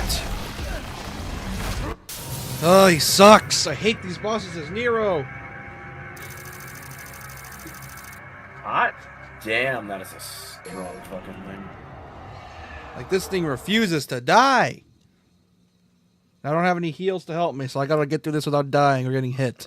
Very special Ugh. frequency.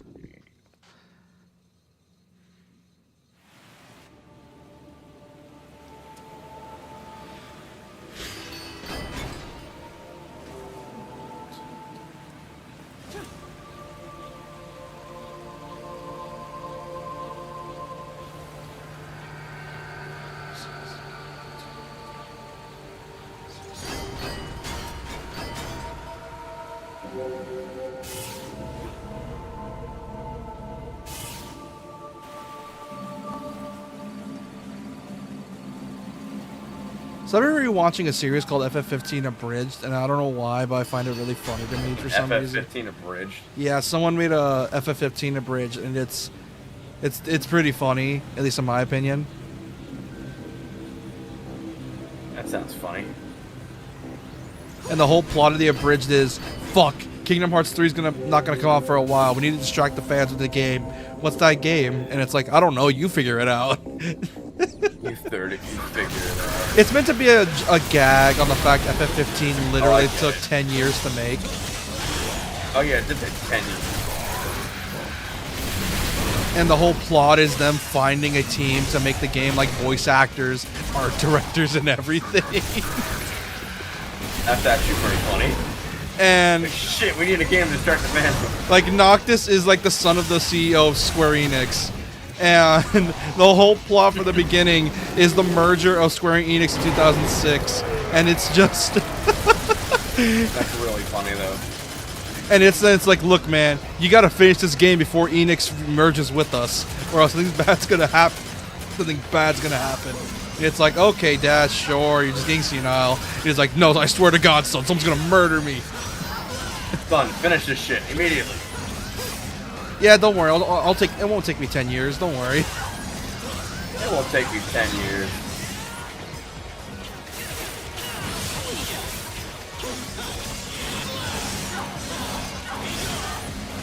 It could take 10 years. That's the joke. Still pretty funny. And what's even better is I think for the final episode they actually got Noctis's VA to cameo. As Really? as he got him to cameo as the real Noctis. That's funny. Usually companies will not allow that because you're technically signing over your voice a lot of the time. No, it's because Ray. bullshit. No, that's because Ray Trace is freelance. He's a freelance voice actor. Like he's not tied to a So company. he has to do that. Yeah, but if he was working for Square Enix, they could easily do that in his contract. Is what I'm saying. No, I don't think there was because he was doing other shit at the time.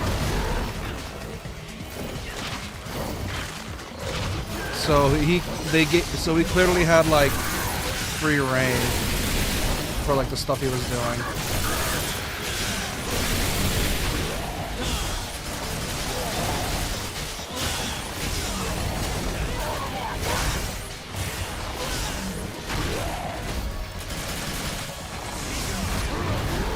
Fuck.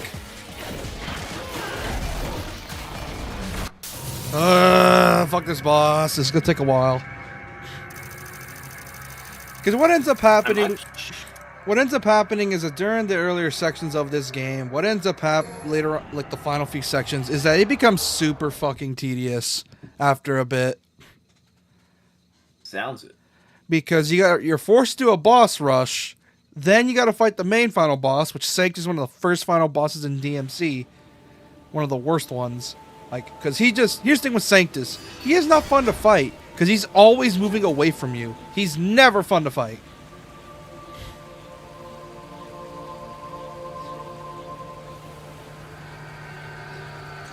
The only way you can beat him is if you know what he's doing and know how to dodge cancel. Yeah, it forces you to get good in the game. Here's the problem. You need an insane amount of skill to keep him from fucking warping out of your grasp. Because what ends up happening is that as a way to balance human bosses, to make sure you just can't infinitely juggle them, you essentially have to play like you're on crack. That's essentially what happens. And the average DMC player that's not used to these games can't do that shit.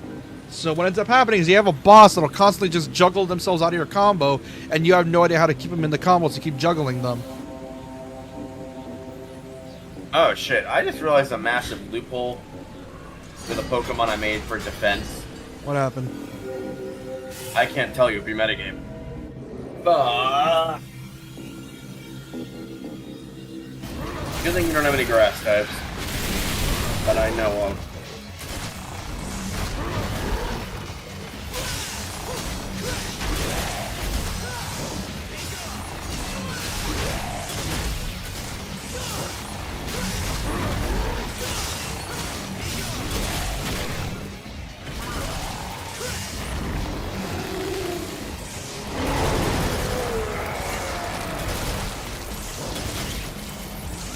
That's one off the list. 3 more to go.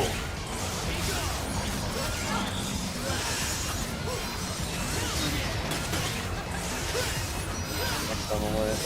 This one.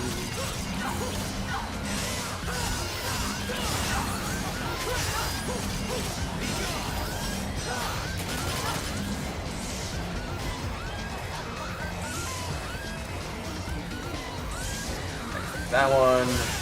That one.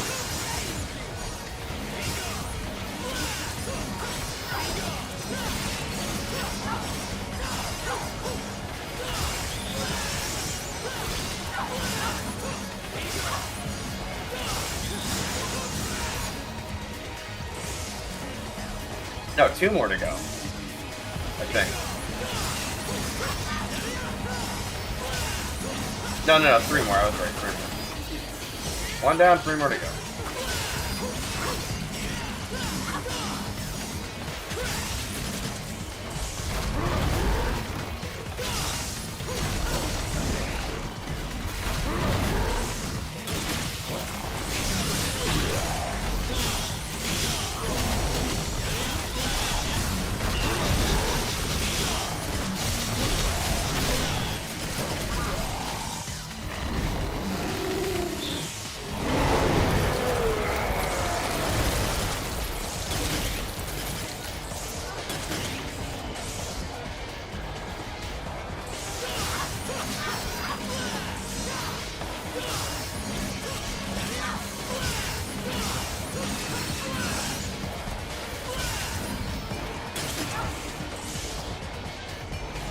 Come on, buddy. Where you at? Quit summoning your simps. I mean, your e-girls. I don't want to deal with them. Your e-girls. That's what they are in this game, technically.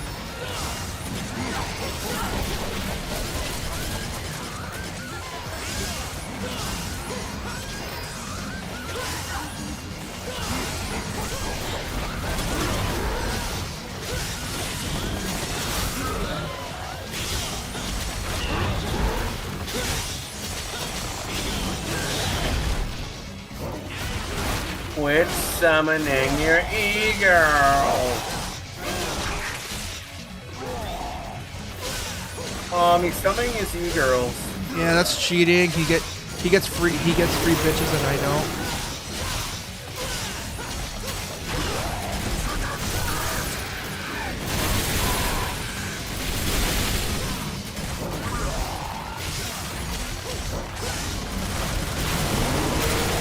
There we go. Oh god. Whew. That was trickier than I really wanted it to be. Yeah, as you can tell, usually DMC doesn't really have boss rushes, at least from what I can tell. Usually. It had a boss rush this time. Yeah, because the game was rushed. No, wait, DMC 3 had a boss rush, never mind. And I hated that boss rush too. That one I hated as well. And I have 2 more bosses to go. Great. One of them's the fucking plant lady that gets shafted in the DMC anime. Oh yeah, the DMC anime. That demon's in the anime, and she gets fucking shafted, and it's the funniest thing I've seen in a while. Really? Yeah, because the way she gets shafted is that she ends up accidentally killing her friend on accident, and before she realized that Lady put a bullet in her face, and she just died. Damn.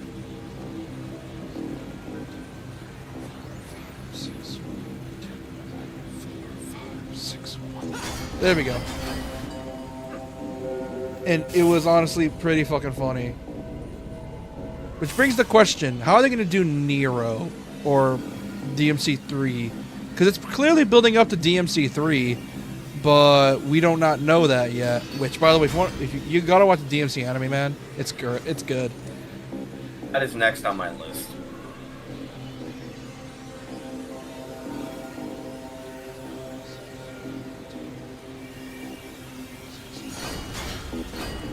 Did I fuck up? Oh, I think I got it. And it's a goodie. It has Johnny Young Bosch voicing Dante, though, because Ruben is a conspiracy nut right now. Because of fucking course he is.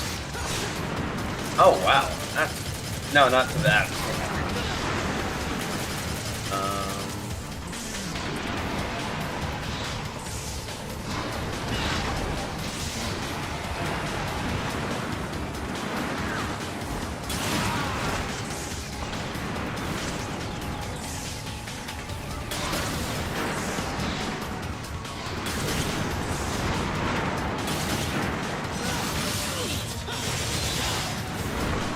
Stay still.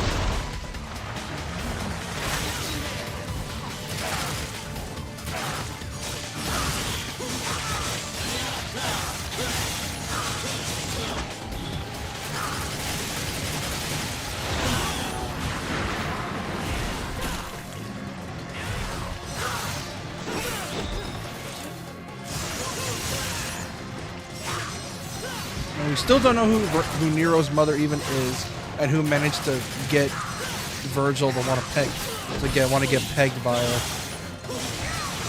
We do not know that. Not even the novels explain it. Like, we don't even know who his mother is. Like, we just know it's just some random lady in Fortuna, and that's all we can get. Some random lady. No, seriously, that's pretty much it. It's just some random lady in Fortuna, because apparently for the special edition intro, it shows like Virgil fighting off against a couple demons.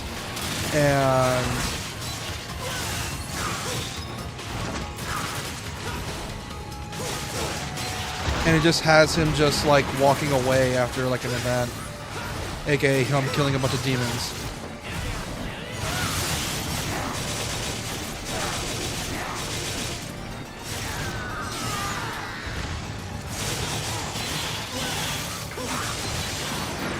And that's pretty much all we got of Nero's mom.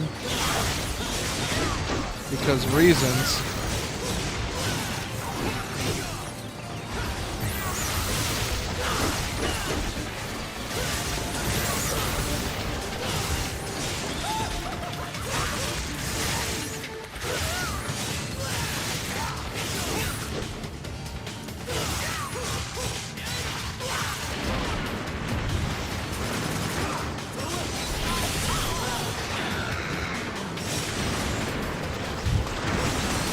Quit moving, you bitch!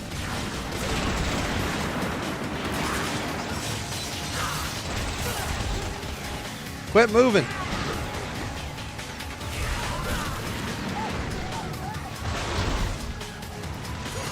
No health. Thank God. God damn it.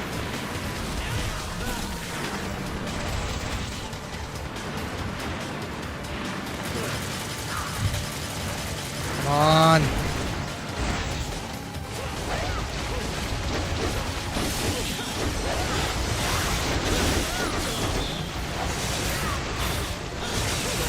Quit it.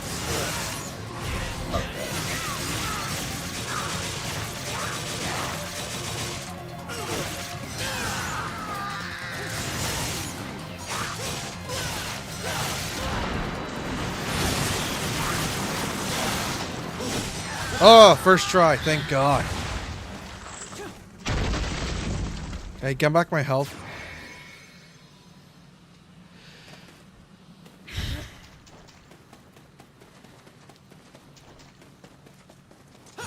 Health, please. I need more health. Give me health.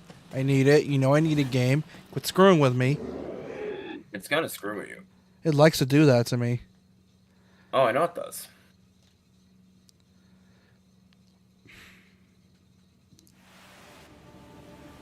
Just one more, and then we're golden.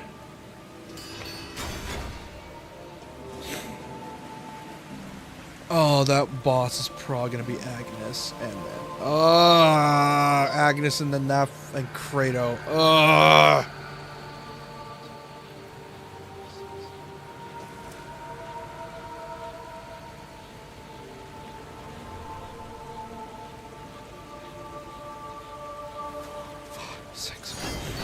Yep. That should send it forward a bit. Oh, it just gave me an instant win. Nice. Hey, Agnes. Gave me an instant win. Yeah, if I get on the gold. Nice. Oh, that friggin' board game thing of all the bosses. Yeah, I'm forced to do it, and it's just as annoying as it sounds.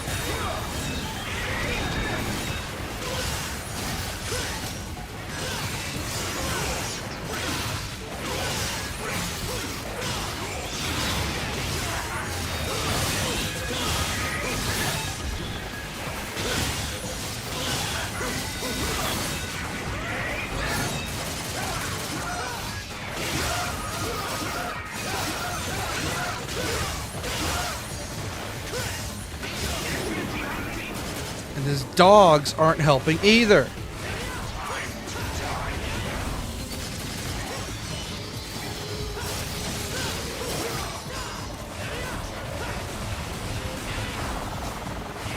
Stay still.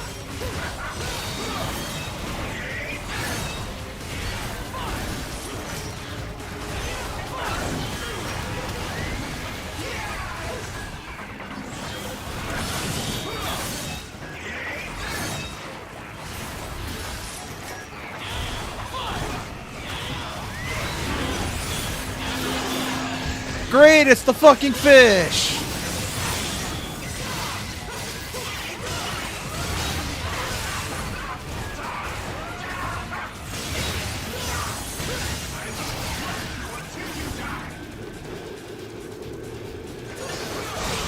Fuck! Almost did it first try too. God damn it. Ugh. Because Agnes is annoying to fight. Or Angus. I forgot his name. I don't give a shit. Agnes. Yeah. No, I don't get. Fuck this boss. Fuck this boss indeed. Yeah, missions 19 to 20 of this game just suck when you play as Nero. Like, I don't know, man. It doesn't feel balanced right. Like, I get it. I'm on, like, hard mode, but even then, it just doesn't feel right to me. Like, it just doesn't feel right. Doesn't sound right.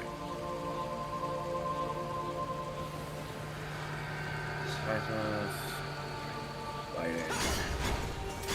At least I'm on full health. That way I don't have to worry about dying. It'll be nice not to get shafted. It will be nice. 3 dots.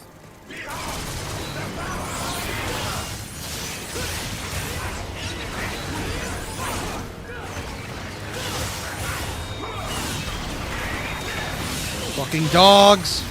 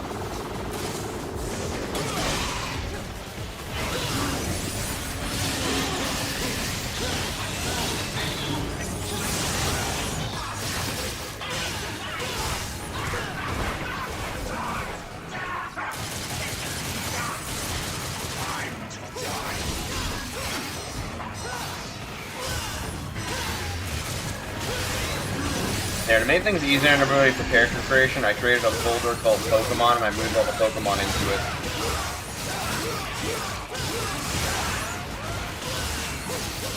Everything is now properly sorted. Shockingly.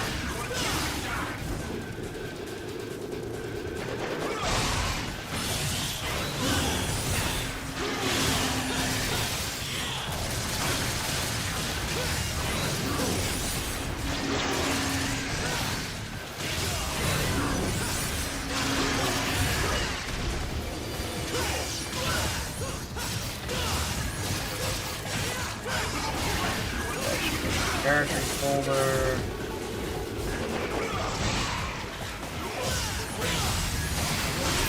There we go. Everything is properly fucking sorted now.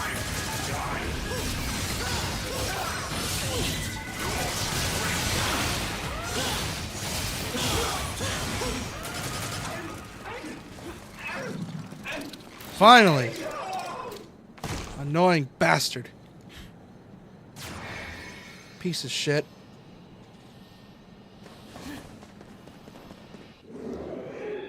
Like, I don't mind my bosses fighting back, but goddamn, these things are annoying as hell to fight against. No, you sound it. Oh, thank God we're here. Oh, thank God, no Kratos fight. Thank God. All I gotta do is with that old fuck.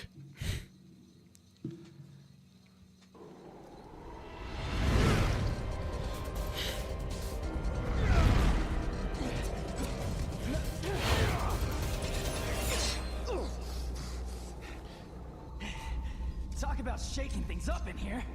Hey, kid! You should see what I'm going through. Guess we're in the same boat then. Ugh, I guess we're in the same boat then. Yeah, one thing about Johnny Young Bosch he does when he plays as Nero is that the bastard tends to like how do I say this? When he plays as Nero, he likes to like sound like he's out of breath a lot of the time. Like he's like, "All right, let's get on through." Like he tends to like sound like he's out of breath. You get what I mean? Oh, I get what you mean. Like, you know how some voice actors do that just to make their characters sound more gritty, or something along the lines. I'm listening. I'm just reading stuff. It's like, if you're gonna do voice acting, like, it depends on your character. Like, for example, if that character's like doing like constantly like out of breath or something, that's like, that checks out. But like,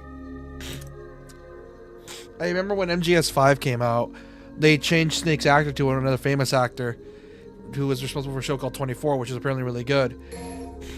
And the thing is, though, every time they had Snake speak as him with the actor, they always made him sound like he was out of breath.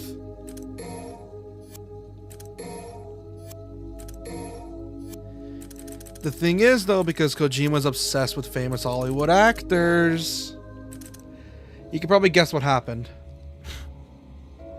Oh, I can guess. Got replaced. Alright, mission 20. The worst mission in this game.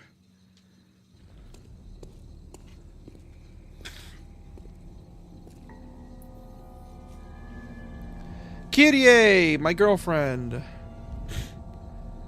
Hey, DMC flavored Orihime. Originally intended Dante to form the Savior's core.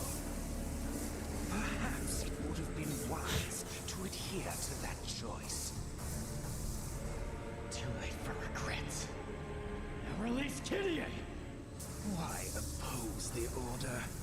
I knew your faith was weak, but I always thought you served our wishes. Bad enough you lying about all this and trying to kill me. But what really pissed me off was using Kyrie.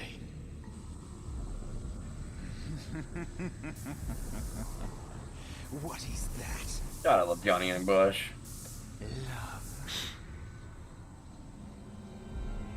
Here's the thing with DMC in terms of its theming. Essentially, if you reject your humanity, you just essentially attain power, but not as much as you would have if you were, you know, embrace your humanity, essentially. That's sort of the whole theme with DMC. If you embrace being a monstrous demon, you're not going to get anywhere in life. But if you embrace your humanity, you essentially will attain power you never thought you would get. And because most of the villains in DMC refuse to believe it, they believe that the power of the demon is the way to gain power, they become like this and they get their asses handed to them to people like Dante and Nero.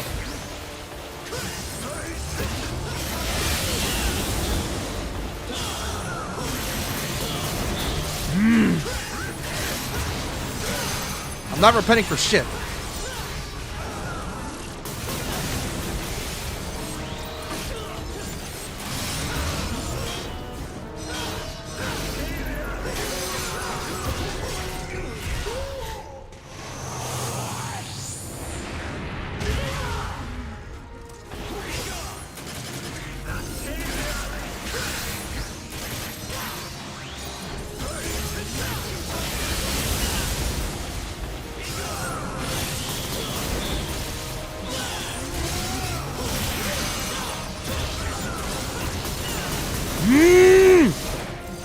This is why I hate fighting Sanctus. He never stays still, and he gets on my nerves because of it.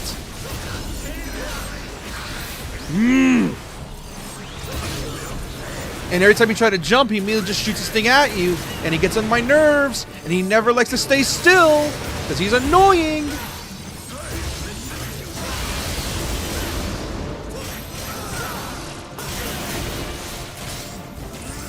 Like, I hate when bosses do that. It's so... That's not how you balance a boss, dude.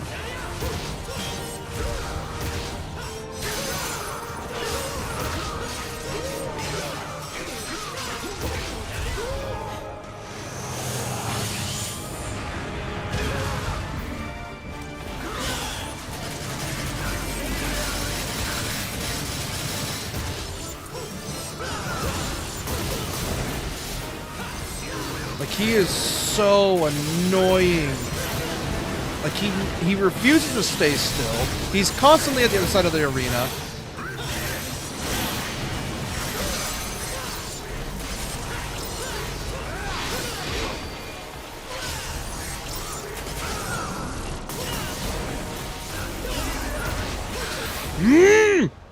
Oh, I hate you!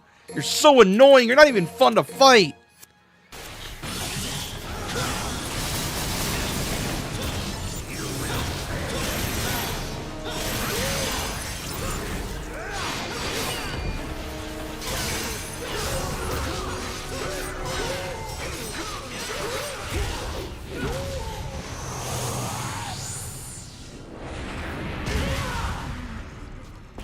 Like, he's so annoying to fight against.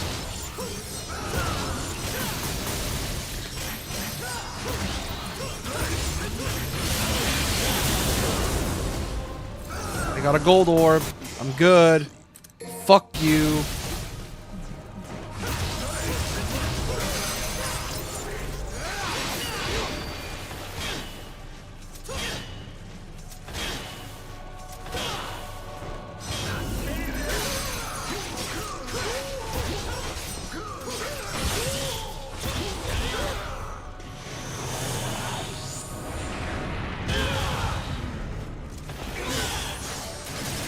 Like, he is beyond annoying.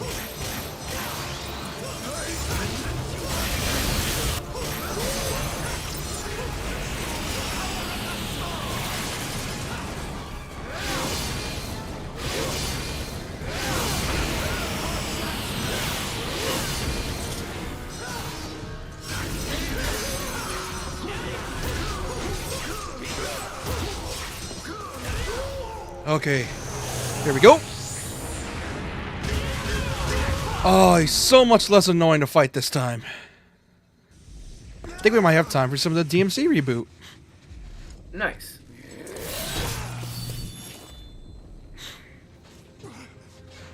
The power of Sparta. Why won't you give me strength? Was this the final boss? Yes. Never could take those legends too literally. So you already did 2 levels? Damn. I do know that Sparta had a 2 hours, yeah. Or 5 levels in 2 hours. person, a human. That is what you lack.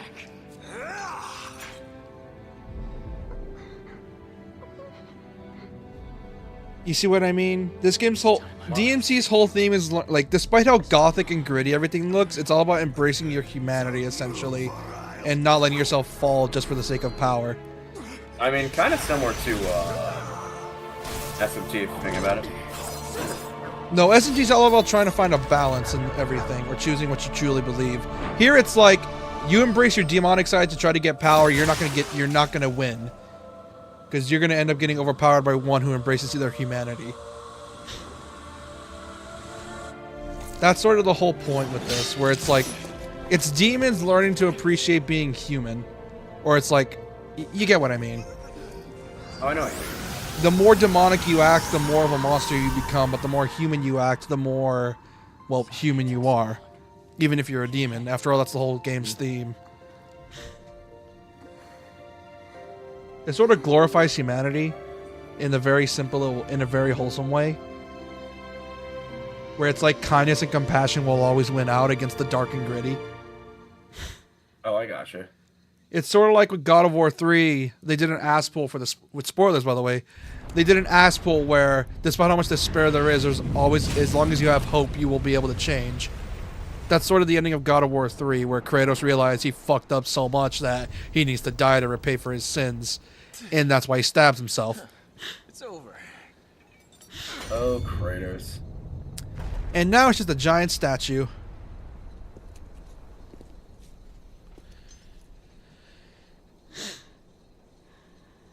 God, I think the name I made for this first villain is way too fucking edgy. I'm sorry for this. Yeah. Also, here we go.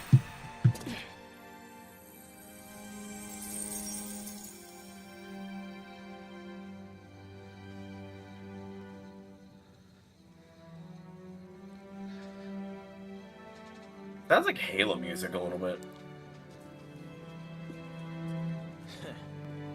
Took your time. What? You looking for an apology? Well, how long am I gonna have to wait for it? Well, yeah, I drop kicked you in the face, so. Yeah, sorry about the drop kicking. I was a little drunk.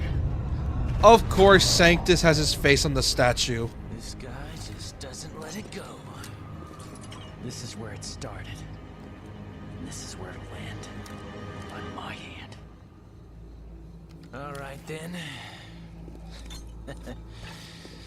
Go finish it, kid. He's like, nah, you had your screen time. Don't I have mine? You had 3 games worth of screen time. Let me have my screen time. Let me have my screen time, asshole. You had 3 games worth. Let me have mine. I'm the protagonist of this game now.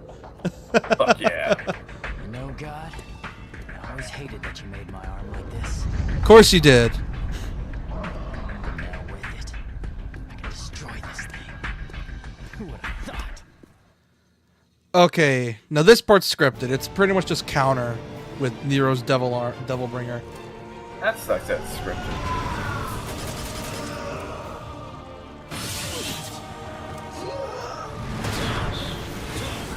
Yeah, you're meant to just counter his thing.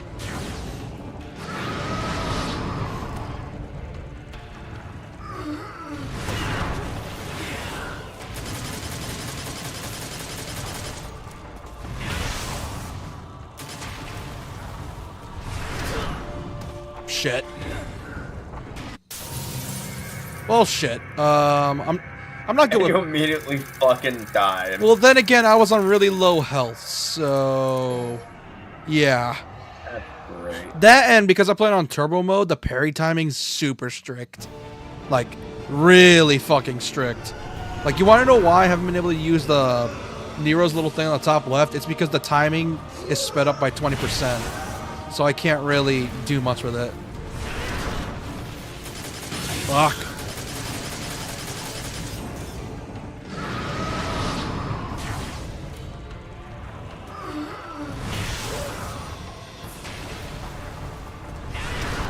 Mistiming it every single time.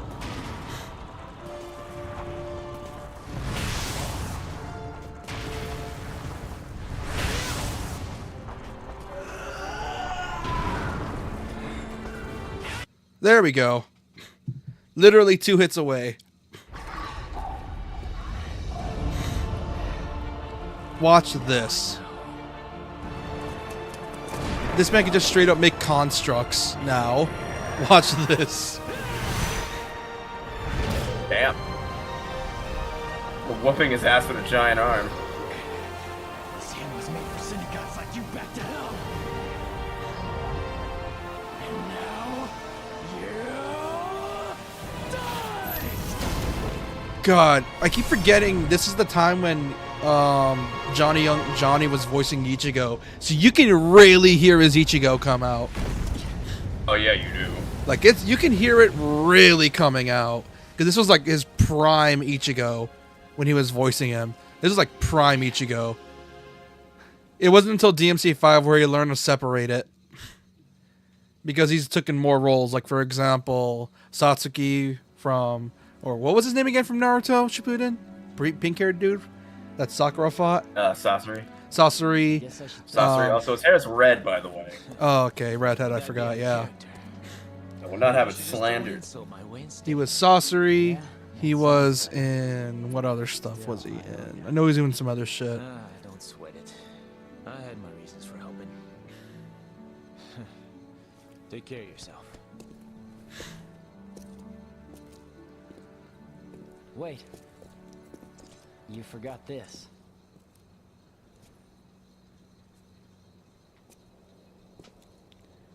Oh, the sword, he's giving it back to him? What?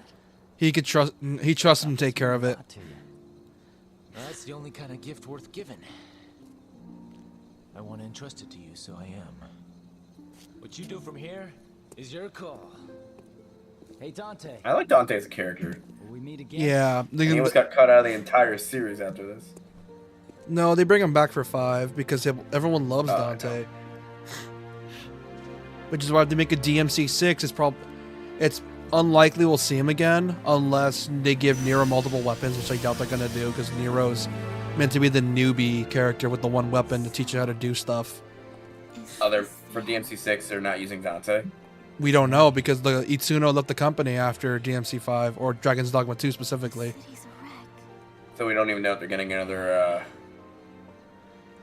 Devil Ga- May Cry. Yeah, we had a mobile game that was dog shit, but that's pretty much it. I am still alive. Devil May Cry. Peak of combat, I think it always- and it sucked. which is sad because the beta was really fun, but then they fucked it up by simplifying the controls to make it. I'm not a human anymore. You know how? Hold on, let me finish the cutscene first. Mira, you're you, and it's you I want to be with. I don't know anyone who is as human as you are. Shut. Okay, Orihime. Okay, sure. That is the most shonen thing I've ever heard in one of these. Which is crazy because this is meant to be a gothic-inspired series, so hearing some shit from shonen is amazing and funny.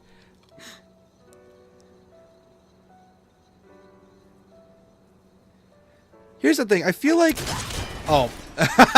He was gonna get that kiss when the demons are like, nah. Nah, we gotta... No.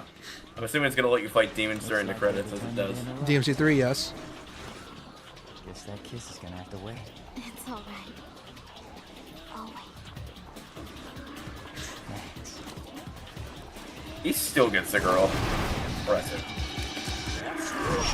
Funnily enough, Nero is only 3/4, he's only a 4th demon, actually, by the way. Really? Yeah, he's only a 4th demon. He's not full demon, unlike, he's not like a half demon like Dante or Virgil. He's only a third, he's 3/4 human, 1/4 demon.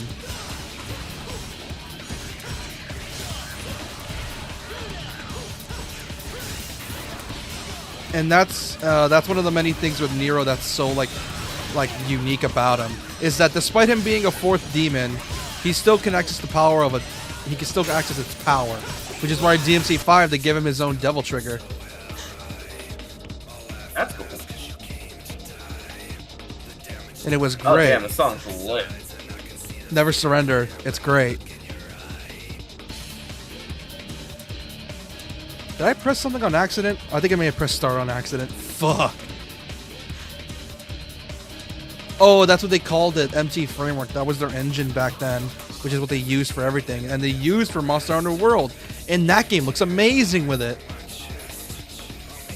So the engine that powered this game powered Monster Hunter World. Yeah, NT Framework was great, but I guess they couldn't add the features they needed to it.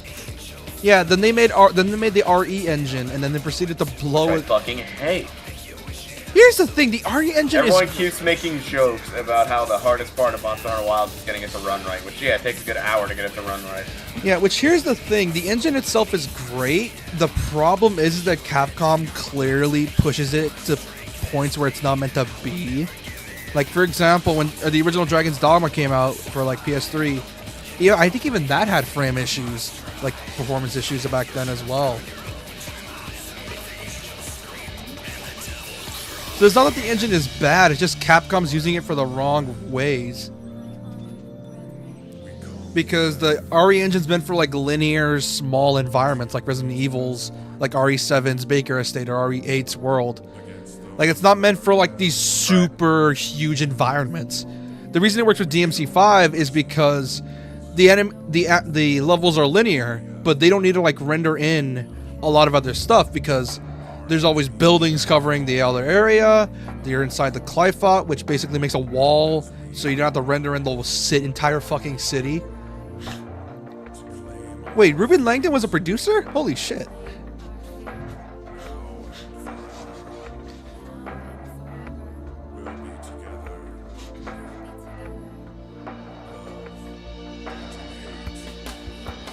They will see.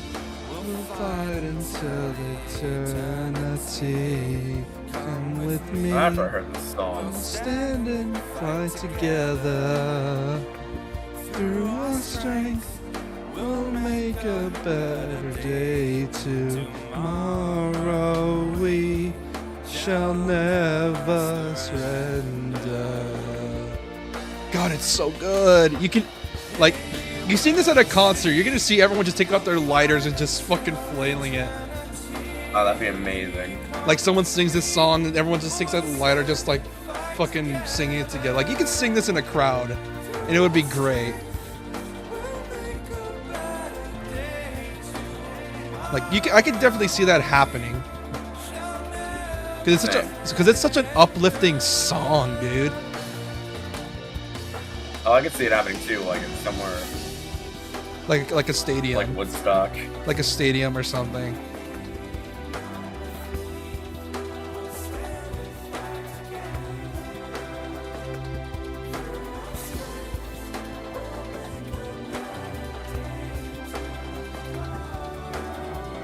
They even remixed this song as well because when DMC4 Special Edition came out, they had the original composer come back to remix the songs for like an HM mix, and it's great.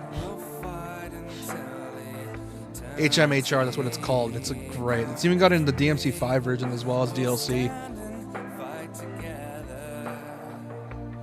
That's cool. Here's the thing with DMC's protagonists. Nero and Dante, they act like cool guys, but they're secretly dorks. That's what I like about them. Dante's like, oh yeah, I'm this super badass dude. But at the same time, he also likes pizza, gaming, and also strawberry sundaes.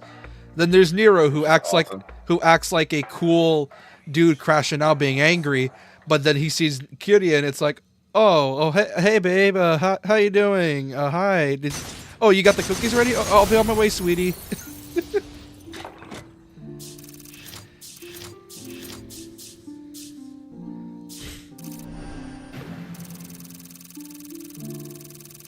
It's why like people are hoping that there's gonna be like a spin-off novel or a manga showing Nero. That's why I think when people, you know how to make me look good. Very funny. Oh, actually, thanks, Who game. said that? Oh, that was the game. Dante must die. Oh, DMD mode. Oh, and heaven and hell mode. Oh no. Dante must die mode. Oh, dude, you have no idea how hard DMD is, man. That shit sucks.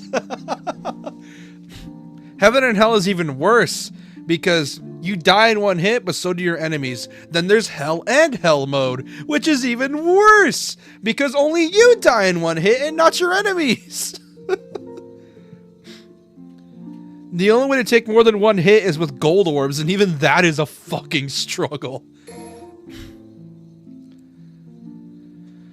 But yeah, that's DMC4. I have all...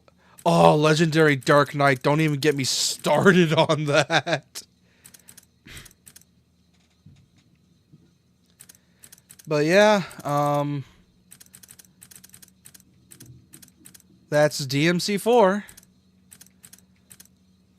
The entirety of it, minus DMD, because DMD can suck my dick because it's hard as balls. I lost so many gold orbs in DMC5 trying to get past that shit. God, just to make this dungeon for you, the amount of Pokemon I've been rolling this whole time is crazy. But yeah, that's DMC4.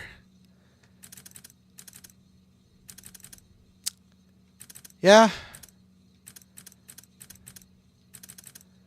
So there's a Ghost Sword Pokemon. Do you know about that? No, but anyways, yeah, that's pretty much the end of DMC4.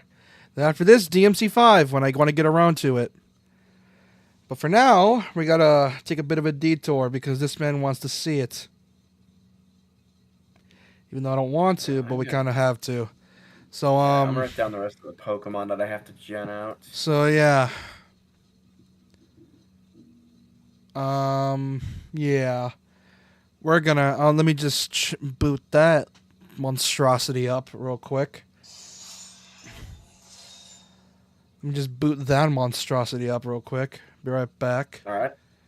Well, I have to put some stuff in anyway. No, it's not gonna take that long. I'm just let me just go into the game to boot it up. Well, I'm just putting stuff in a list. This will take 2 seconds for you guys to find. Here it is, DMC Devil May Cry. Of course, Google's being a little asshole. DMC Devil May Cry, the monstrosity. Devil May Cry. The one you played. I never played it. You said you liked it one day. I remember when we were playing DMC 1, you made the blasphemous saying that you prefer the reboot Yeah, because over. I saw somebody play it. Yeah, you made the blasphemous take of saying, "Oh, I think I like reboot Dante," and then I immediately said, "You're a fucking asshole."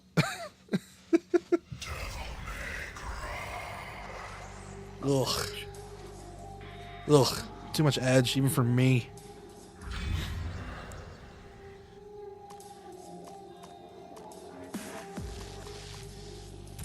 I will give it this. The music is good. I will give it that. Just so I don't feel like replaying to get all my skills back, so I'm just throwing in my whole other save. Oh yeah, they don't even. Oh yeah, I forgot. They don't even call Dante a half demon. They just call him a Nephilim in this one. Half angel, half demon, and they retconned it so that his mom was an angel and not a demon. Jesus, that is a lot of difficulty modes. And there's a hardcore on top of that. There's Gods Must Die. Die. Uh, I'm assuming from Dante Might Die Forward, it's just all insta-kills. yeah, insta-kill and insta-kill. Like, is there any difference after a certain difficulty, or does it just blend together? After you beat a difficulty in a Devil May Cry game, what ends up happening is that here's the way DMC works. The games themselves don't take long to beat. DMC 1 took like 6 hours. 3, 4, and 5 took like maybe 10 to 12 hours. They're not long games by any standard. What you're meant to do is that you're meant to beat the game on normal, then replay the game on hard mode, and so on and so forth. All the way to like the Dante Must Die, and if you're that sadistic, or if you're that masochistic enough, you go for heaven or hell mode. Gods Must Die is exclusive to this game. Oh, and hell mode is the thing. And if you're on the special editions of 3 or of 4 and 5, there's another difficulty called Legendary Dark Night mode, which is essentially Dante Must D&D mode, but you have to fight a Muso game amount of enemies. And it is as brutal as it sounds. Anyways. I was looking up a fucking Playboy magazine as opposed to edgy. Yeah. Oh yeah, they replaced the way you use red orbs. Red orbs are just for buying items now. They don't use it for like weapons. And they fucked the design of the Rebellion. I hate it. Although Arbiter and Osiris are fine, along with Eryx and Aquila. I like those. Ebony and Ivory, oh, I hate the way they designed them too in this one. Oh, yeah. Looks so gross. Rebellion doesn't even look like Rebellion. It doesn't even have the skull. As you can see, I have plenty to say about this game. As you can tell.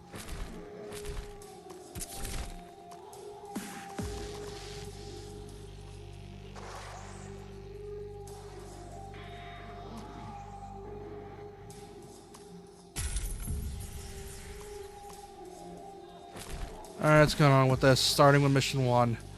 Let's do this. I'm only gonna do this mission and that's it, because fuck the rest of this game.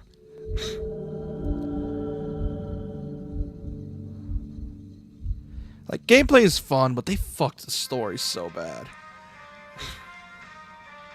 Oh yeah, I forgot. This is one of the many things as well. Remember how I said Dante's meant to be cool because he doesn't drink or smoke? He's just naturally that charismatic. The devs were like, let's make him a raging horn dog and an alcoholic along with smoking. Because that's apparently what cool guys do. Yeah. They also made Virgil a terrorist. The masked lunatic you saw there claims to represent an organization called the Order. What's funny is I feel like I don't blame the actors because the actors actually did a decent job. The problem is the script they were given. He is undoubtedly a traitor and a terrorist. And I, for one, am not for the death penalty. Also, that mark is only exclusive to this game as well. Shoot the son of a bitch. This is Bob Barbas, just doing God's work. Dante, get out of there! You're in danger! Also, the game's naked. Because he recently was in an orgy. Oh, of course. Who are you? What do you want? You were careless. You left a trail. Now he's on to you. What are you talking about? Who's on to me? A hunter demon. Who's playing him here? I don't know.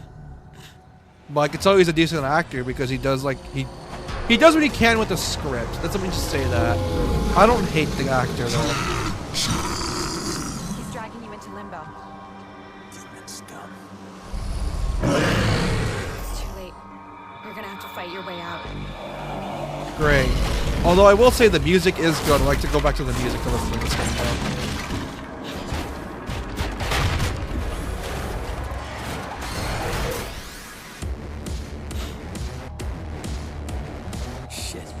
Back in limbo. Bad day for a hangover.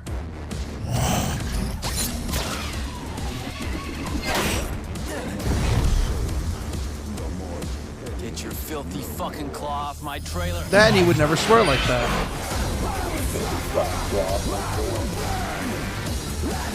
Oh, look at me, dick censoring.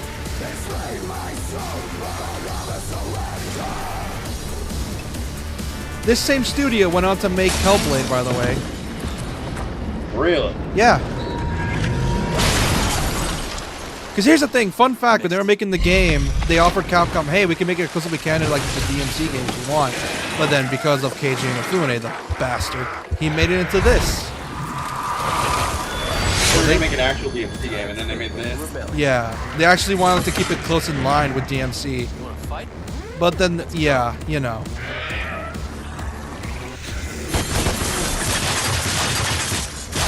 Also, I hate how they... Oh, this is so weird. Slam dunk. Oh, this is so weird. I'm so used to regular games controls. High time circle. Why did they put it here?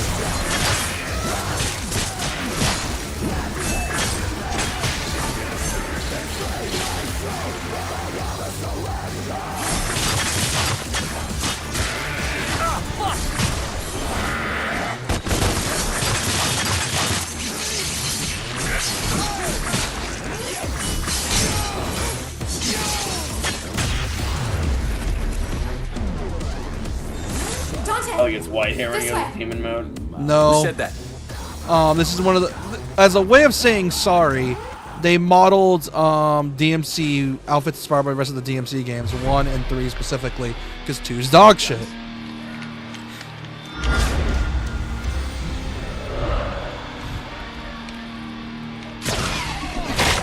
Yeah, this is way too grungy for my taste. Like, I like Edge, but this is too grungy.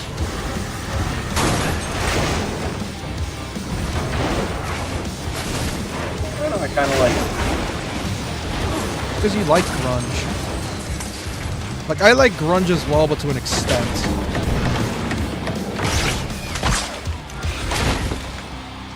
Ebony, Ivory, I miss you girls.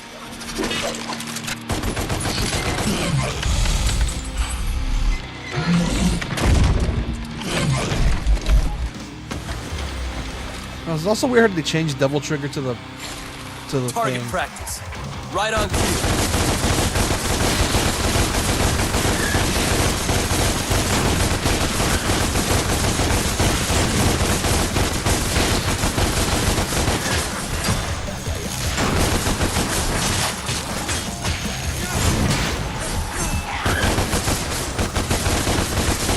God, this is so weird.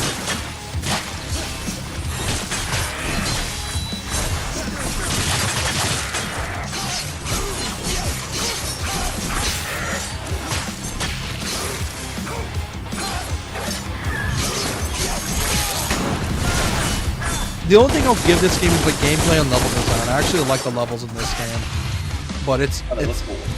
But as you said, the story and everything else is just dog shit. Dante, don't shoot. My name is Kat. I'm not a demon. I'm still in the real world. You're in limbo. How come I can see you clearly? I'm a medium, a psychic. I can phase into limbo and communicate with you. Which means everyone I thinks can you're talking see to you, yourself and you're looking talk to you, but crazy. I'm not actually in limbo with you. If I pull the trigger? I'll die. I'm risking my life here for you. I want to help. I don't need your help.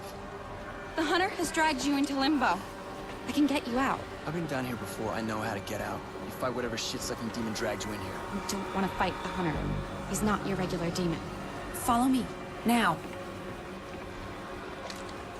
Oh, this game tries to give you like a tutorial thing. Yeah, oh, that's Where'd you changed go? dodge to L1. I don't like that. I don't like that at all. Oh, there's a lot of things I don't like with the control scheme. Oh, like I switched back to classic. Please put classic. I want classic controls. I want classic. Give me classic.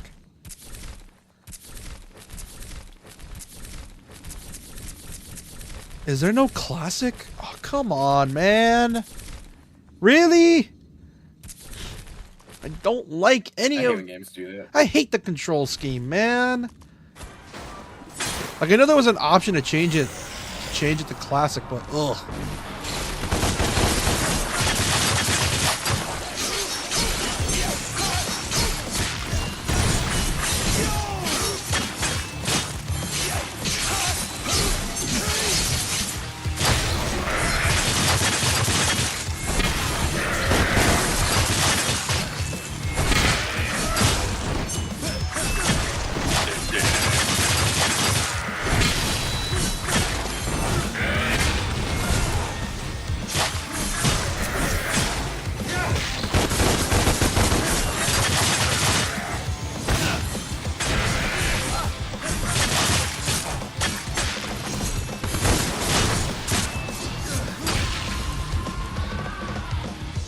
I do love the animations, though.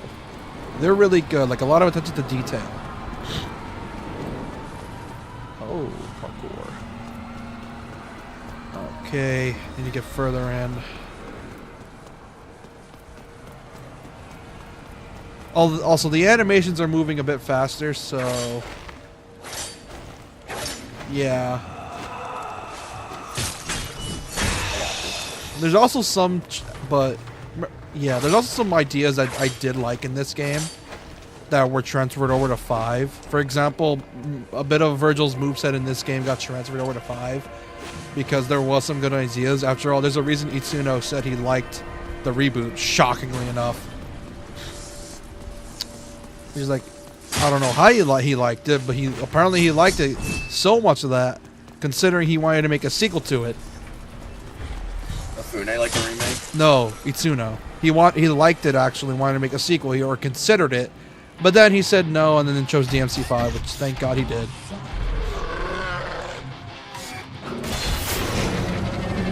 Is that my coat? How did it get up there? I asked that myself. They could have made just like a spin-off game called like Devill. Something, but yeah. Then Peak of Combat happened, which, speaking of which, I forgot to explain it. Like, you could have easily made this guy a different character. Yeah, there was also a Devil Hunter as well. Breaking news. We go live to our eye in the sky. Steve, I can't believe what I'm seeing.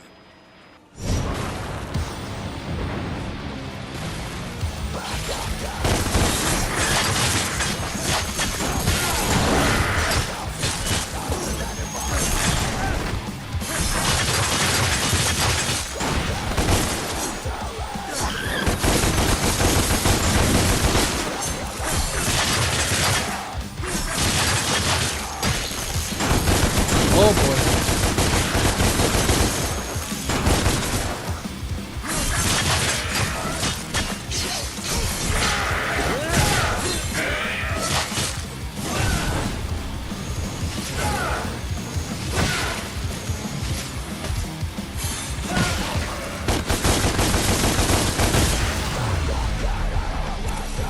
I'm surprised instead of using your Ditto last time, you used your Gafaruda. Because the whole I'm saving the Ditto for special occasions.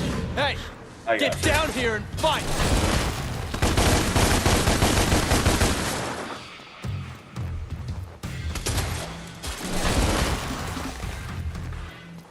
Hey! Through here!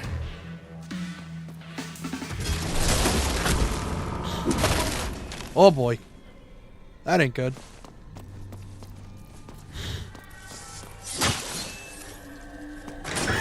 Get lost.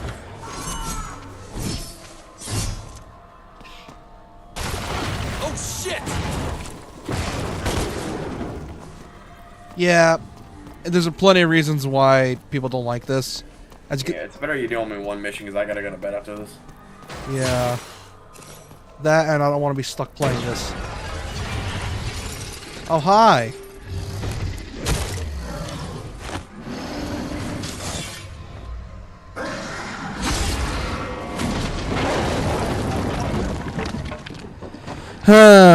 So much wrong with this game. Get back here.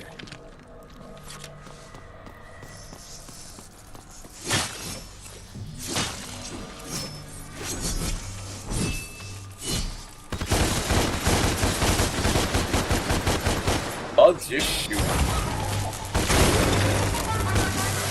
Not cool, man.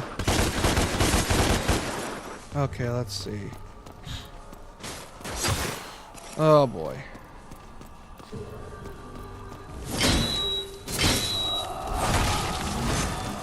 Oh yeah, this game also encourages you going back to replay certain levels with your kit. So either way, I'm doing something to get my stuff here.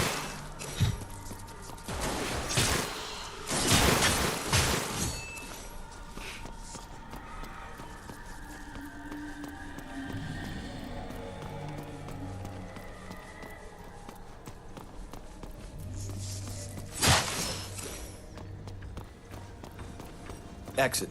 Good. Not good. Yeah, whatever. Not good. Also, the cool shit you've been seeing me do, yeah, you can't really do that after a certain part of the game. Oh, really? Yeah, because remember how I said the enemies Here's the thing, the game makes an action game mistake that a lot of games made back then, and it's that tying enemies to certain weapons to damage them, which I fucking hate that. Where it's like, you're not making fun gameplay, dude. Just because you have to make me switch to metal and to Kurt this guy is not fun game design. It makes things annoying. And the vanilla version of that game did that. So what they did with the definitive edition is that they changed it up so that all weapons can actually make the enemy stagger and not just this specific one. I gotcha. Like, it was really hard to do in the vanilla version. This one actually make it resemble a DMZ game. That, and because of how optimized every DMC game is, they always ran at 60. The vanilla version of this game ran at 30. Which 60 is preferred for a high-speed action game like this. Because you need 60. It's sort of needed for action games. There's a rip up ahead. Unless your name is God of War. We'll take you back to the real world. We'll come back.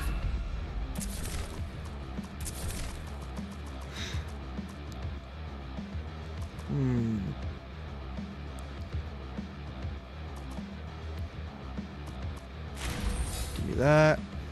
The hunter.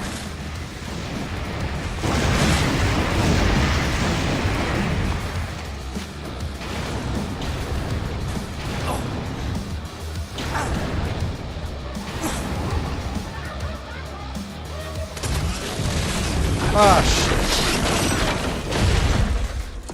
Well, that's not fun. Okay then. Let's fight. That ain't fun at all. Wait.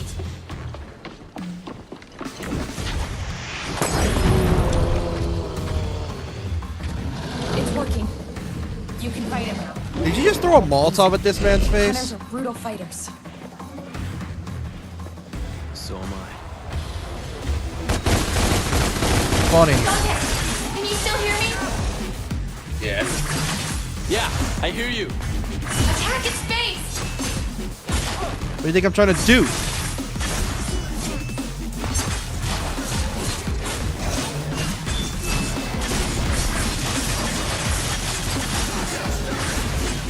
Oh, you feel it now, don't ya?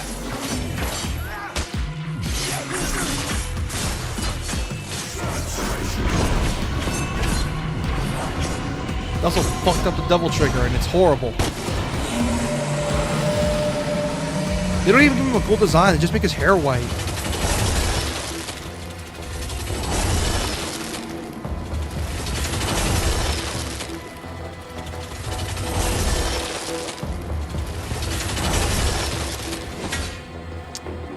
Ugh. So much wrong. I hate.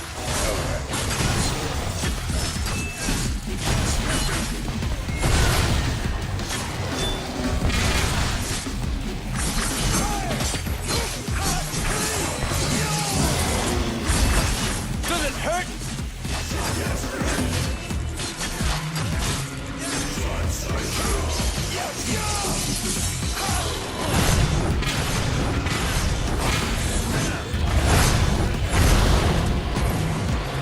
Get back down here! Now use your guns and shoot him down!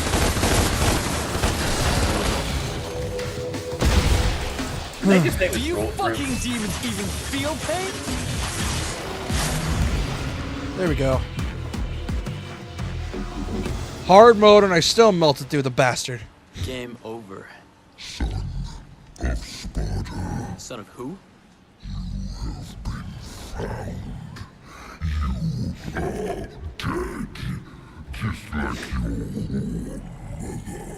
Poor mother. I don't know my mother, but if you're calling me a son of a bitch, you wouldn't be the first. You wouldn't be the first. Okay, that's a good one. I'll give him that one. That's a good one. That's a good one. Okay, I'll give him that one. That's a good. That's a good. Call me a son of a bitch. You wouldn't be the first. That's a good. That's a good way to end that. Actually, that's a good last line. Last line before the kill. That's a good one. Oh man, look! Your favorite place has been destroyed. Not Daytona Beach. Yeah, destroy Daytona Beach, the theme park ride part specifically. Damn it. What a waste of a good arrow. Actually, no, those coasters suck. Break them down.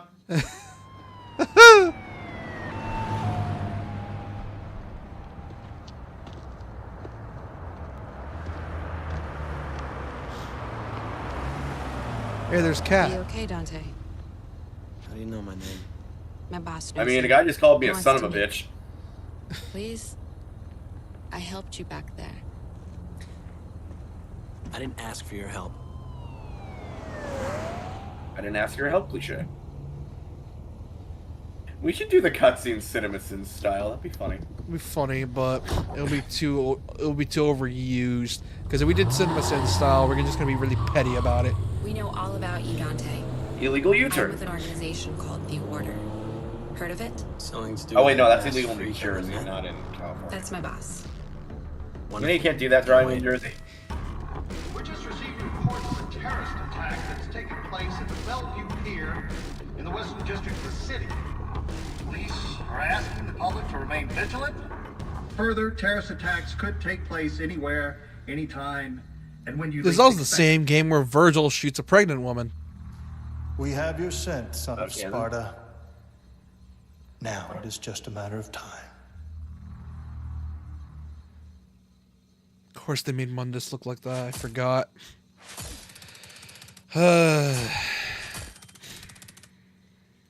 You can see I have a lot of problems with this game.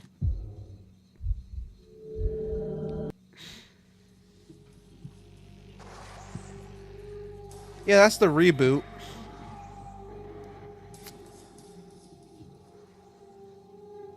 And I have before, to head off. all right, we're gonna hit it. For those that are new, I'd really appreciate you subscribed, and I'd like to see if you enjoyed it. And for those that are new watching after the stream, I'd really appreciate you subscribed if you are new. I'd like to show you if you enjoyed it, and leave in the comments if you want to call me a shitter. Next time it's gonna be DMC5. I swear to God, it's gonna be great. Gonna have a lot of fun, and it is gonna be fun because it's DMC5, and I love DMC5. Hell yeah, DMC. Anyways, I'm gonna head off to bed and just hit it. Oh, and go watch the new. Number 79. Oh, and go watch the new video. I posted a Metal Gear Rising video. I just posted it earlier today. Anyways, we're gonna head off for the night. And yeah, wanna link your shit, dude? Japan number 79. You know where to find me. YouTube, TikTok, the works. Yeah. Alright, guys and gals, whatever you want to call yourselves. See y'all next time. Bye-bye. Yeah, it's 1:30. Night, man.